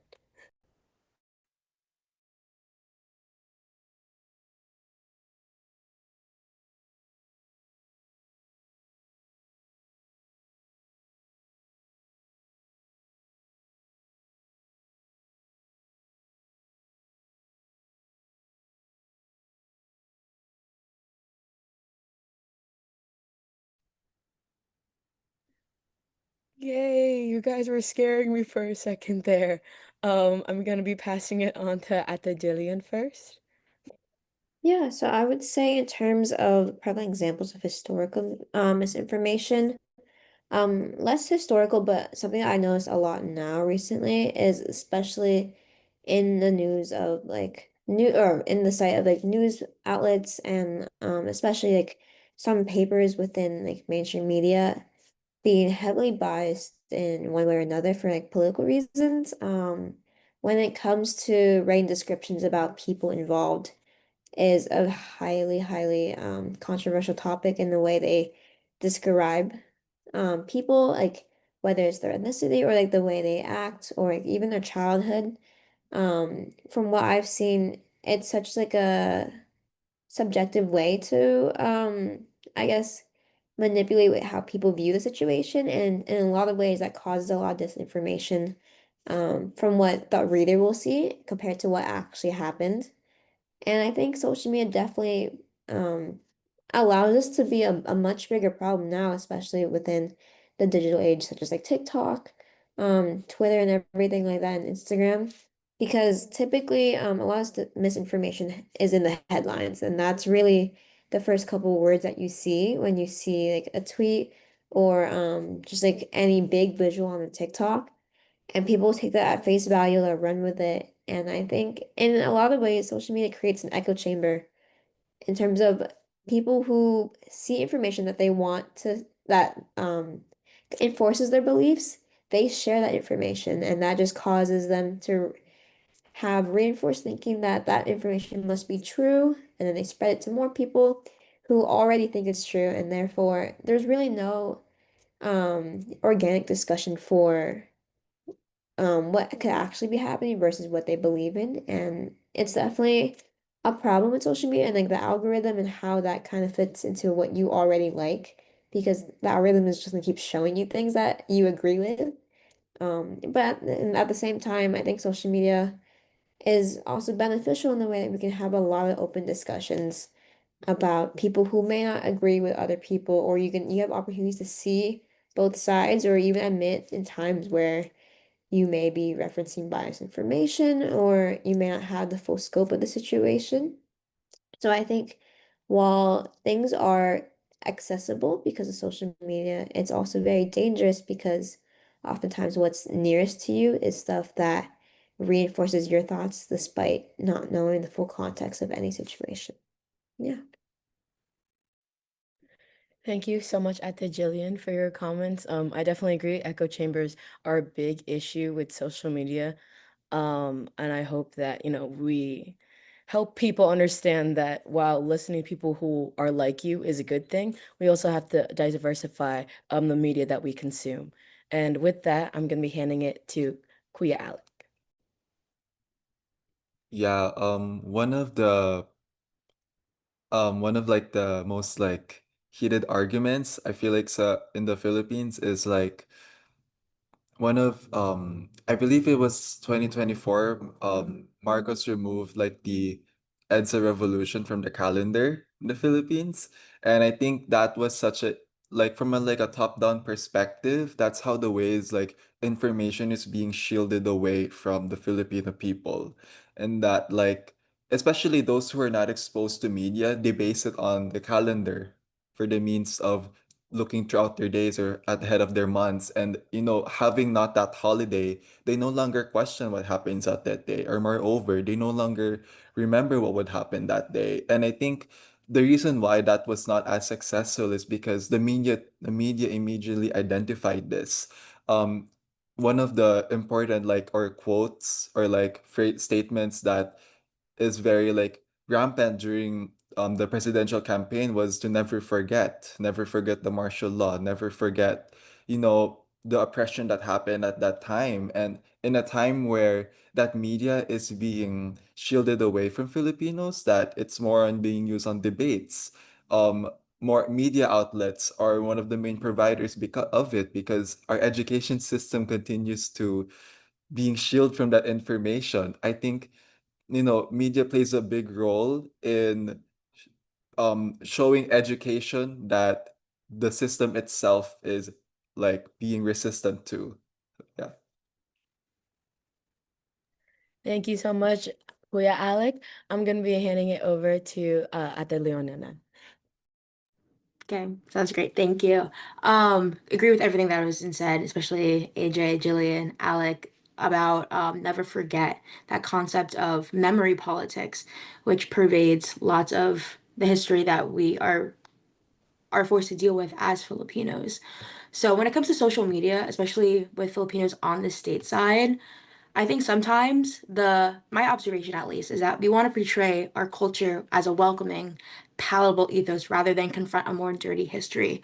So when it comes to social media from the United States about happenings within the Philippines, it sometimes neglects what's actually happening. I know that there is radio silence in the United States about the protests from university students, about some. I'm not entirely knowledgeable about it, but the flood control projects and the corruption within the government from the Marcos administration. But again, radio silence from stateside Filipinos, and that just comes from a lack of awareness. And it just takes being intentional about the media that you're consuming. Like AJ said, pursuing more alternative media because state-owned media is obviously going to have its own bias. So just being a critical consumer of everything that you see, looking at headlines and not taking them for their face value and looking for more on the ground reporting, something that's more anecdotal, something that shows what people are actually going through in the Philippines. So again, just be critical, be okay with being wrong, because sometimes I think we're very afraid of saying the wrong thing or thinking that we don't know enough, therefore we can't partake in a conversation. But being willing to have these difficult conversations about privilege, about political backsliding, and so much more just makes us a more informed mass of youth. Yeah. Thank you so much for that, Ate Leona. I definitely know that I have been wrong and misinformed by my actual own Filipino relatives. And it's definitely important to recognize that being wrong is not a bad thing. It just gives you space to learn and educate yourself more and grow, which is something we should all actively be trying to do.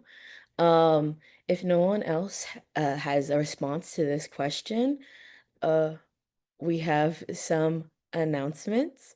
Uh, so we actually are we're nearing the end of our event. So we'd like oh, oh. We'd like to make this now an open forum. So this means obviously Kuya Alec has been super productive and has been participating in all the questions. So thank you so much, Kuya Alec. But we'd also like other participants as well. And I'd also like to shout out all the panelists once again. Thank you so much for taking time out of your day to be here. It is very meaningful. And I know that the whole TIO team, sorry, y'all. The whole TIO team is very grateful for you to be here. But once again, if you don't want to speak on like the actual, like you're camera shy, always throw in the chat your responses. So now it is an open forum. And now that that announcement has been announced, I'd like to ask another question. Um, the question is, how do you stay engaged with, sorry guys, that's my dog. How do you stay engaged with activism in your local community and digital spaces? Have you noticed any interesting differences and overlaps in these spaces? So I know a lot of our panelists are involved in Filipino associations or like college associations. So this is going to be really fun to hear you guys elaborate on those experiences.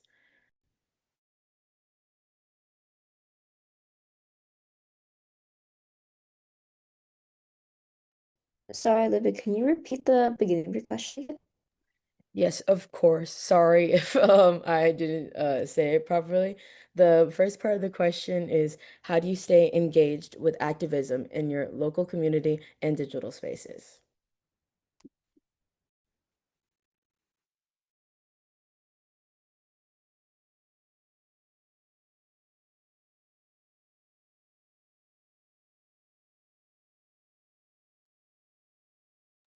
Yes, Ate Leona, thank you. Handing the mic off to you. Yeah, sounds great. Um, in terms of the Filipino communities that I surround myself in college, I think lots of it is social, and it's great to have people that you can talk about like your shared values, your shared experiences, and like obviously have people to hang out with and study with on campus. But I think what Barcata does well and what D1 does as well, does really well, is very much more intentional events and different philanthropic opportunities to make sure that we're giving back to our families in the Philippines, giving back to people less fortunate. I know we support different small businesses like Johnny Boy Eats in Somerville, Better World Tondo, Bagong Cultural Pinoy, which is a nonprofit for literacy rates. We make sure to take our passion for what we have and our culture and making sure we're doing more intentional events. And I know Barcata as well, we do intentional events during FAM. I know next month, if anyone's in the Boston area, we have our Filipino Community Conference. We have a bunch of different educators, different people involved in small businesses, music, social media, talk about their experiences with Filipino culture. Just making sure that we have these social spaces, but as well as having deep and intellectual and intentional conversations.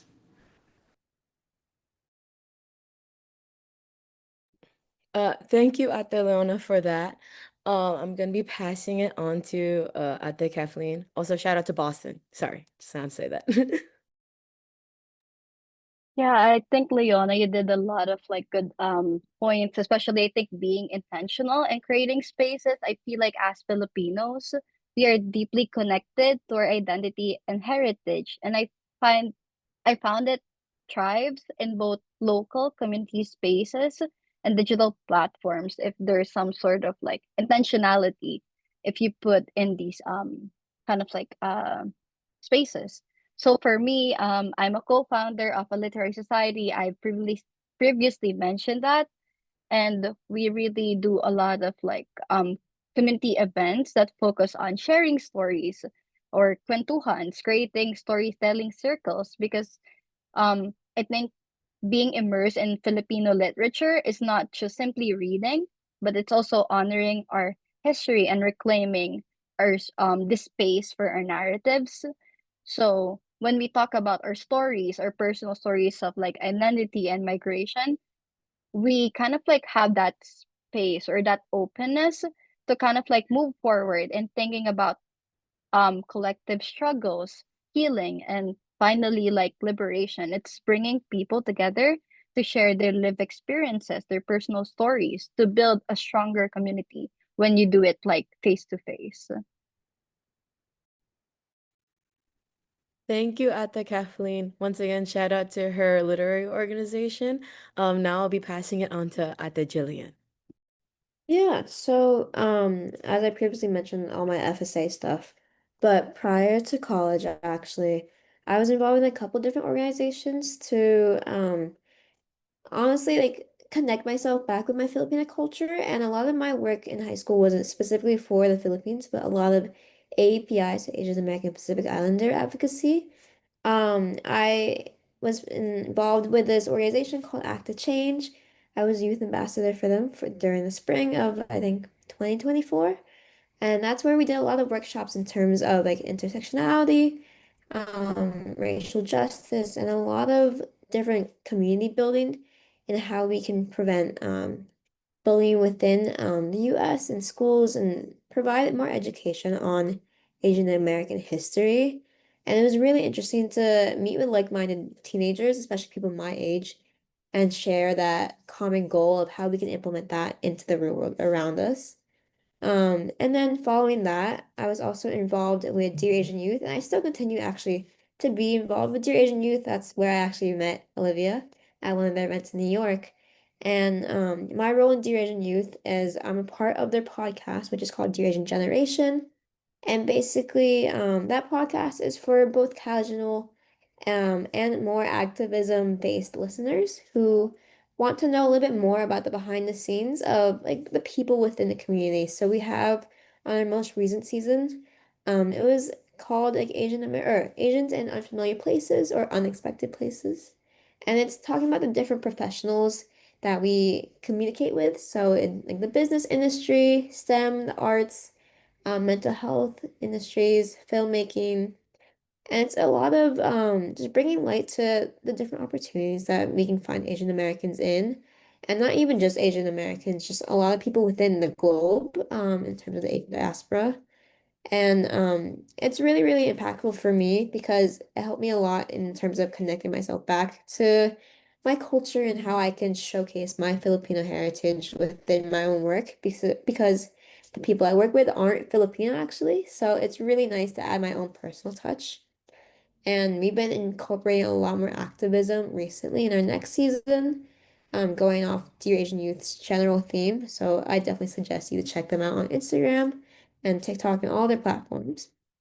And then post that, so now focusing more on my college years. As I mentioned before, I'm involved in BU FSA, and we have a lot of cultural events, as Leona mentioned. The intentionality is the biggest part of these events.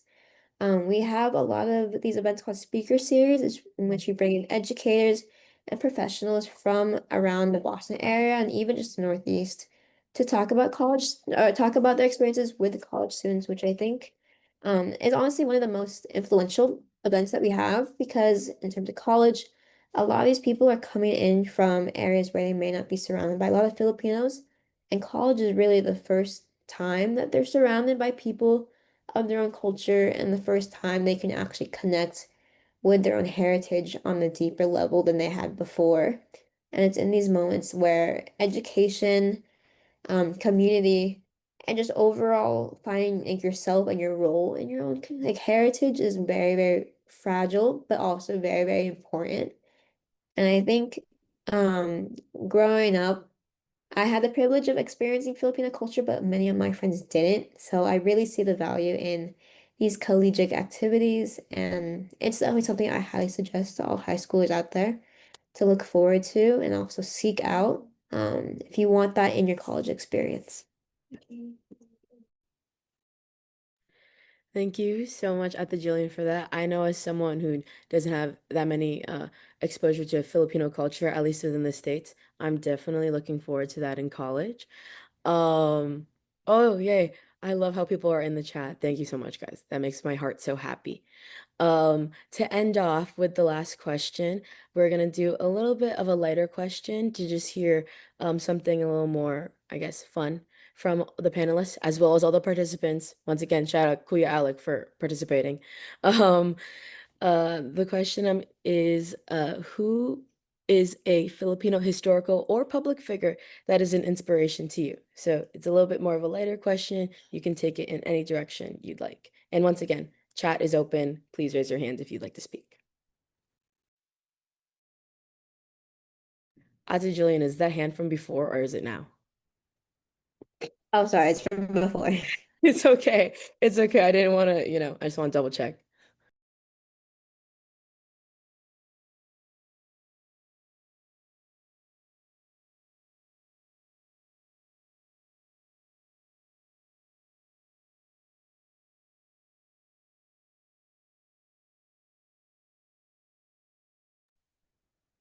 Oh my gosh.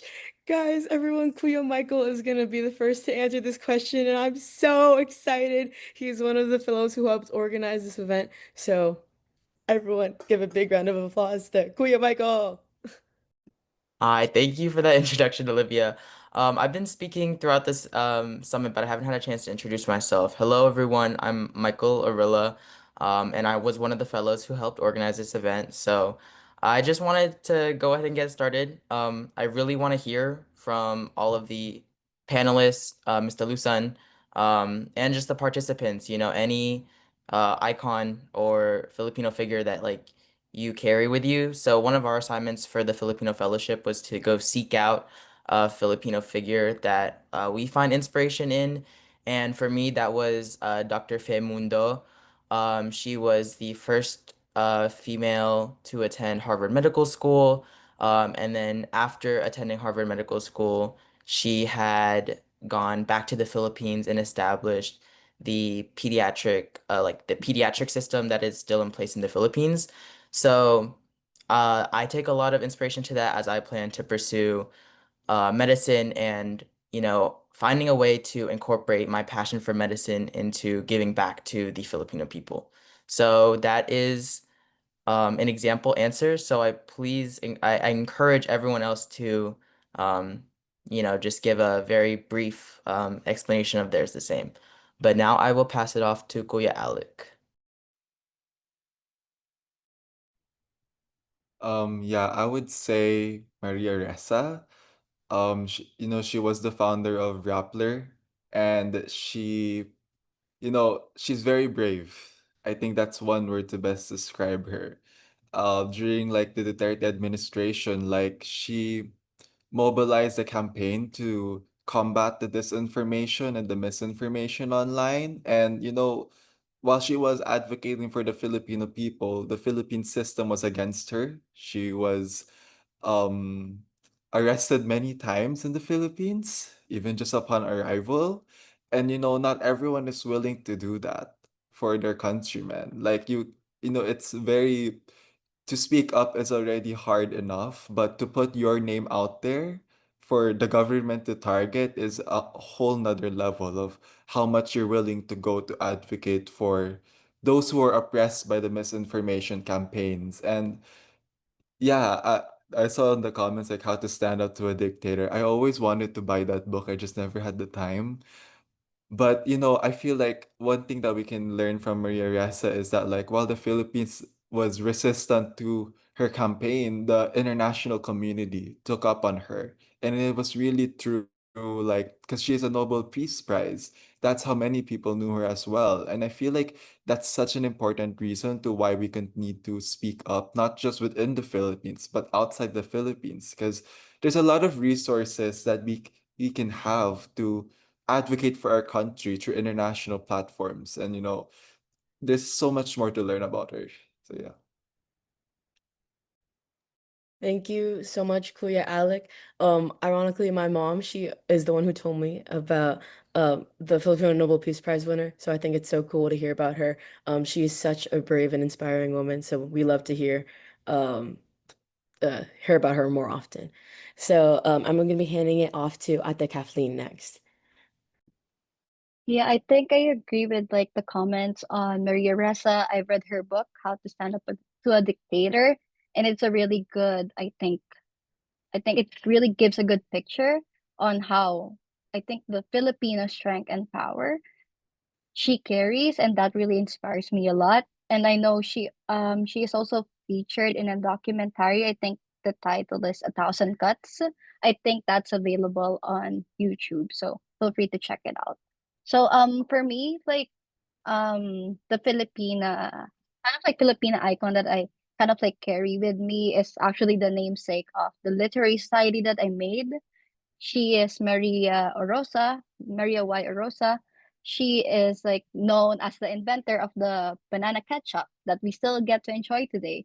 But I did a little bit of like research. She's also like kind of like a revolutionary. She developed like food for the Filipino kind of like guerrillas who fought for the World War II. So she did develop soyalak, which is a nutrient drink from soybeans, and I was looking tarak, which is cookies packed with certain vitamins. And because of that kind of like innovation, she kind of like helped for the survival of and sustenance of the brave Filipinos who fought for us during the revolution.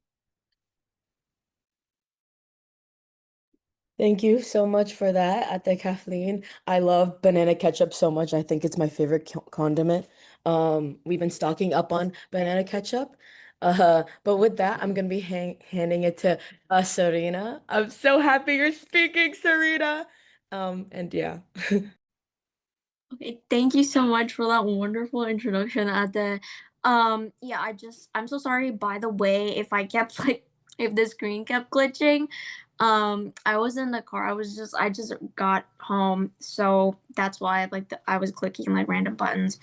But I would say, okay, I'm gonna cite like two people because I know that Queen Michael mentioned that this was in our Tayo activity, where you have to put like the cultural connection activity where you have to put a Filipino um uh like a Filipino icon that you look up to. So number one, I would say drawing like I would say um lean sorry, I forgot the name of a poser. Oh, Lino Broca. And I would like to credit first my cousin for introducing me to his films.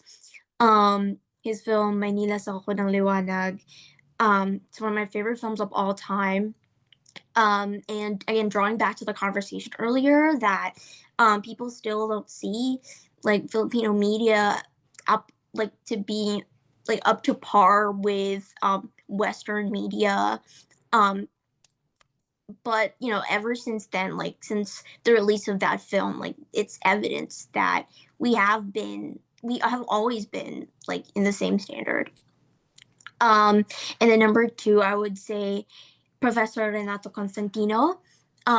He was a professor from, I believe, De La Salle, and he was also a writer for the Philippine Collegian back then for the University of the Philippines. And he wrote this wonderful paper that is one of one of my favorite historical papers of all time. It's called, and I have it with me right now. It's called "The Miseducation of the Filipino," and it's like annotated and stuff. And it's a great like he's a known historian, and he's known to like kind of discuss the concept of colonial mentality and the significance of decolonization when it comes to navigating our history as you know, as Filipinos. And so I also definitely recommend that you guys read the paper, Miseducation of the Filipino. I'm pretty sure it's like a landmark paper. Um, and and I would love to have the hard copy of that book. So I'm passing this on to Kuya AJ. Yeah, so one of my favorite historical figures on my end would be Lorena Barros. She was an alum of my university. She used to teach at my university, and then from then on she got immersed with you know the hardships in the rural areas during the time of the Marcos dictatorship, and this radicalized her into becoming an activist, and eventually, when martial law was declared, going underground and serving the armed revolution. And I think it speaks to what it means to be a scholar of the people, to use your knowledge, to use your intellect to serve the people, even in unconventional means, especially during a time when women was being limited on what they can do. She could have led, you know, a more comfortable life. She was already being recognized as a great writer and as an anthropologist during her tenure at the university. But then she chose, you know, to go outside university, to go to the grungiest areas in the Philippines and learn with the people there and serve and dismantle the dictatorship using the armed revolution. And she was then martyred by the state, but still until now, she's known for her poems, she's known for her essays, and for her input, you know, as a woman during a time of revolution and during the time of a dictatorship, which is very important, you know, in building a more feminist history of the Philippines, especially a more feminist history of the martial law period. Wow, thank you so much, everyone who spoke. I love hearing about new Filipinos. I think I learned about maybe three new Filipinos that I've previously never heard of, so thank you so much for that. We are towards the end of our open forum, so I'd actually like to end this section off with a question to all of our panelists, as well as our keynote speaker, Miss Grace Delusan. A one sentence call to action for all the participants and honestly for each other. What is uh I'll give you some time to think on this actually, but just one solid sentence that you'd say to inspire everyone to stay involved in Filipino culture, try to actively work against historical revisionism, and just work towards a better future for the Philippines, at least politically, as we all know after this um, event that right now the Filipino government is a little bit shaky.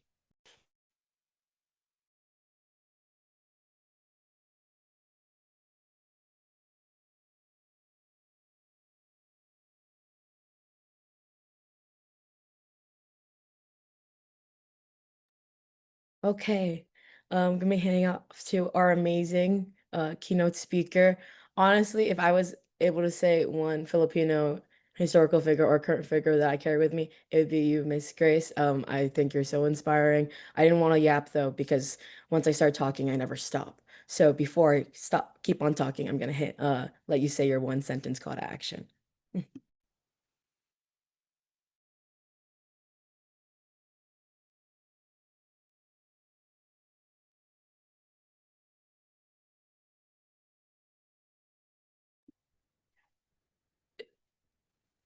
Did anyone hear that? Okay. Thank you so much. I think you realized. She put in the chat, please, everyone read what she said. Um, if I probably can't say it as eloquently as her, but she says to tell your story, tell the truth to one person, which I think is a very inspiring and insightful one sentence. So with that, I'll be handing it to Ate Jillian to say her line. I would say seek education for yourself and create your path with people who are not only like-minded but also share the same goals. Guys, you guys are all so wise. I can't believe you thought of that answer in like 5 seconds. Incredible. Thank you so much for that. Kuya Alec, I'm handing it to you now. Speak even when your voice shakes. Guys, these are so good. Sorry, I should be more professional about this, but they're very, very good. Next, I'll be handing it over to Ate Kathleen. This might be a long sentence, but I say here that you are a descendant of Filipinos. You come from revolutionaries, activists, and writers. You already have it in you to fight back and reclaim your space. I'm so glad this meeting is being transcribed so I can read back on these when I feel less motivated. Um, Last but certainly not least, I'm going to be handing it to Ate Leona. Thank you, Olivia. You're so funny. I'd say both own and confront your history unconditionally. Guys, I'm being like moved. I have chills. I have chills. Um, Thank you so much for all the panelists, our keynote speaker, Miss Grace, Kuya Alec, our king participant, thank you. And with that, our open forum is done, floor closed, I guess, and we'll be heading off into the ending section of our event. The slide will change soon. Thank you. Guys, I can change things. So the ending is right now. So we're gonna do a post-event feedback survey for everyone that we're gonna post in the chat as well with our Tayo Youth Advisory Council and merch fundraiser, which we'll speak about a little more after the survey. And just a reminder to please follow us on Instagram. The handle is right there, tayohelp.youth. But yeah, thank you so much, everyone who has spoken, who has written in the chat. All of your words are so important, so valuable, and so amazing. So thank you, everyone who has spoken. Thank you, Olivia. And shout out to our amazing panelists, our keynote speaker, our opening speaker. A little commotion in the chat or, with the reactions, give a little clap, give a little hard eyes in the comments. You all were so profound and offered such valuable insight on this subject. And I'm so grateful to have spent this evening with all of you.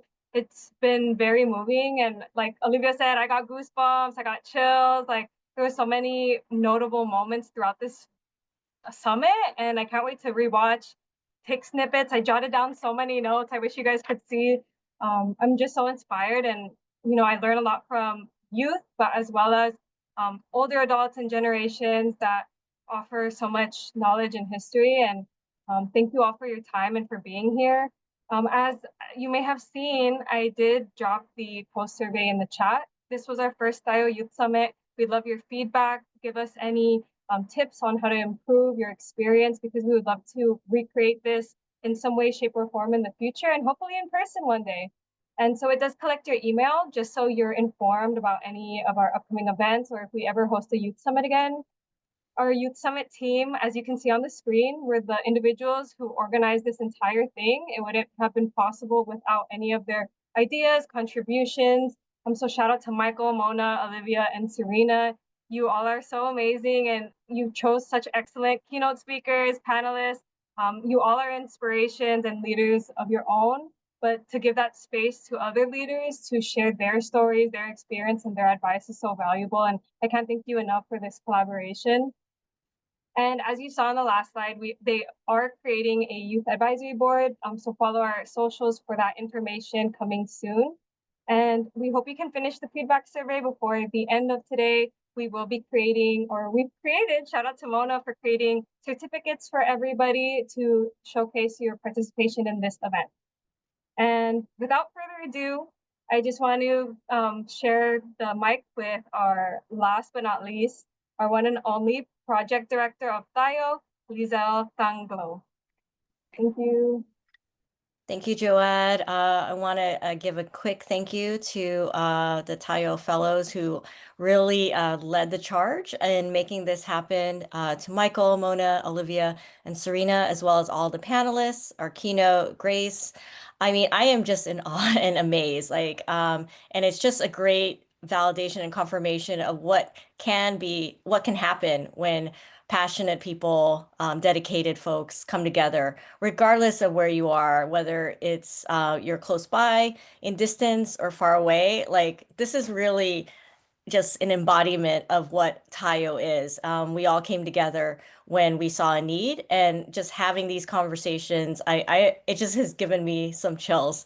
So similar to TJ, I don't have anything prepared, but I'm just kind of ripping off of kind of what I heard tonight, and so many great quotes, so many sound bites that I think will stay with me. But I think what has been the most intentional moments that have given me such pause, but in a good way, especially in the times that we're in, which can be very dark at times. But it's given me a lot of hope to see just the courage to have a lot of these tough conversations, especially from folks that are already leaders in your own right. I cannot wait that I'm pretty sure you'll be leading us pretty soon, and the future is in good hands.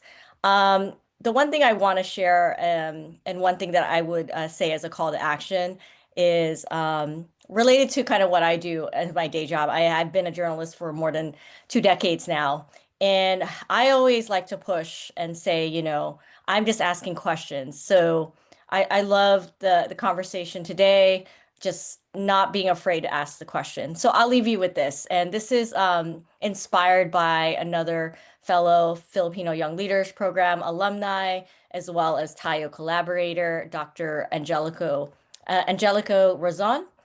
This came out of a event that we were at a few months ago. And it's a question, and I hope there doesn't mean necessarily an answer that you need to have right away, but it's something to think about. And it comes up to me in this space, as well as some of the events that I attended earlier today, is basically asking yourself, what have you created today? So that was a question that came to him by his relatives when he went to the Philippines a few years ago. So think about that question. What have you created today? I think for me, what I see here is you've created such an inclusive and intentional space. So I hope to see you continuing to do that, and also letting us know, where we can help and support those spaces. So again, what have you created today? That could be a scary question, but that can also be a very, inspiring question to see what's next. So I think that's it for me. I don't know. I'll hand it back to Joed. I don't know if there's anything else beyond the program. That's Thank it you so for much. us Oh, to- I'm so sorry. Go I'm ahead, so sorry. Serena. Oh No, no, go because ahead. I was gonna remind you guys that we will be taking like just a photo op because we will be posting about the summit on our advisory council. So yes, please retouch yourselves. Okay. Okay, is everyone ready?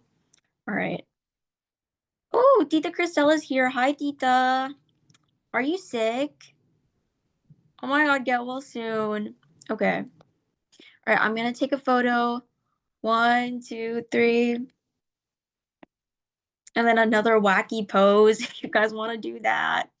1, 2, 3. Okay, thank you.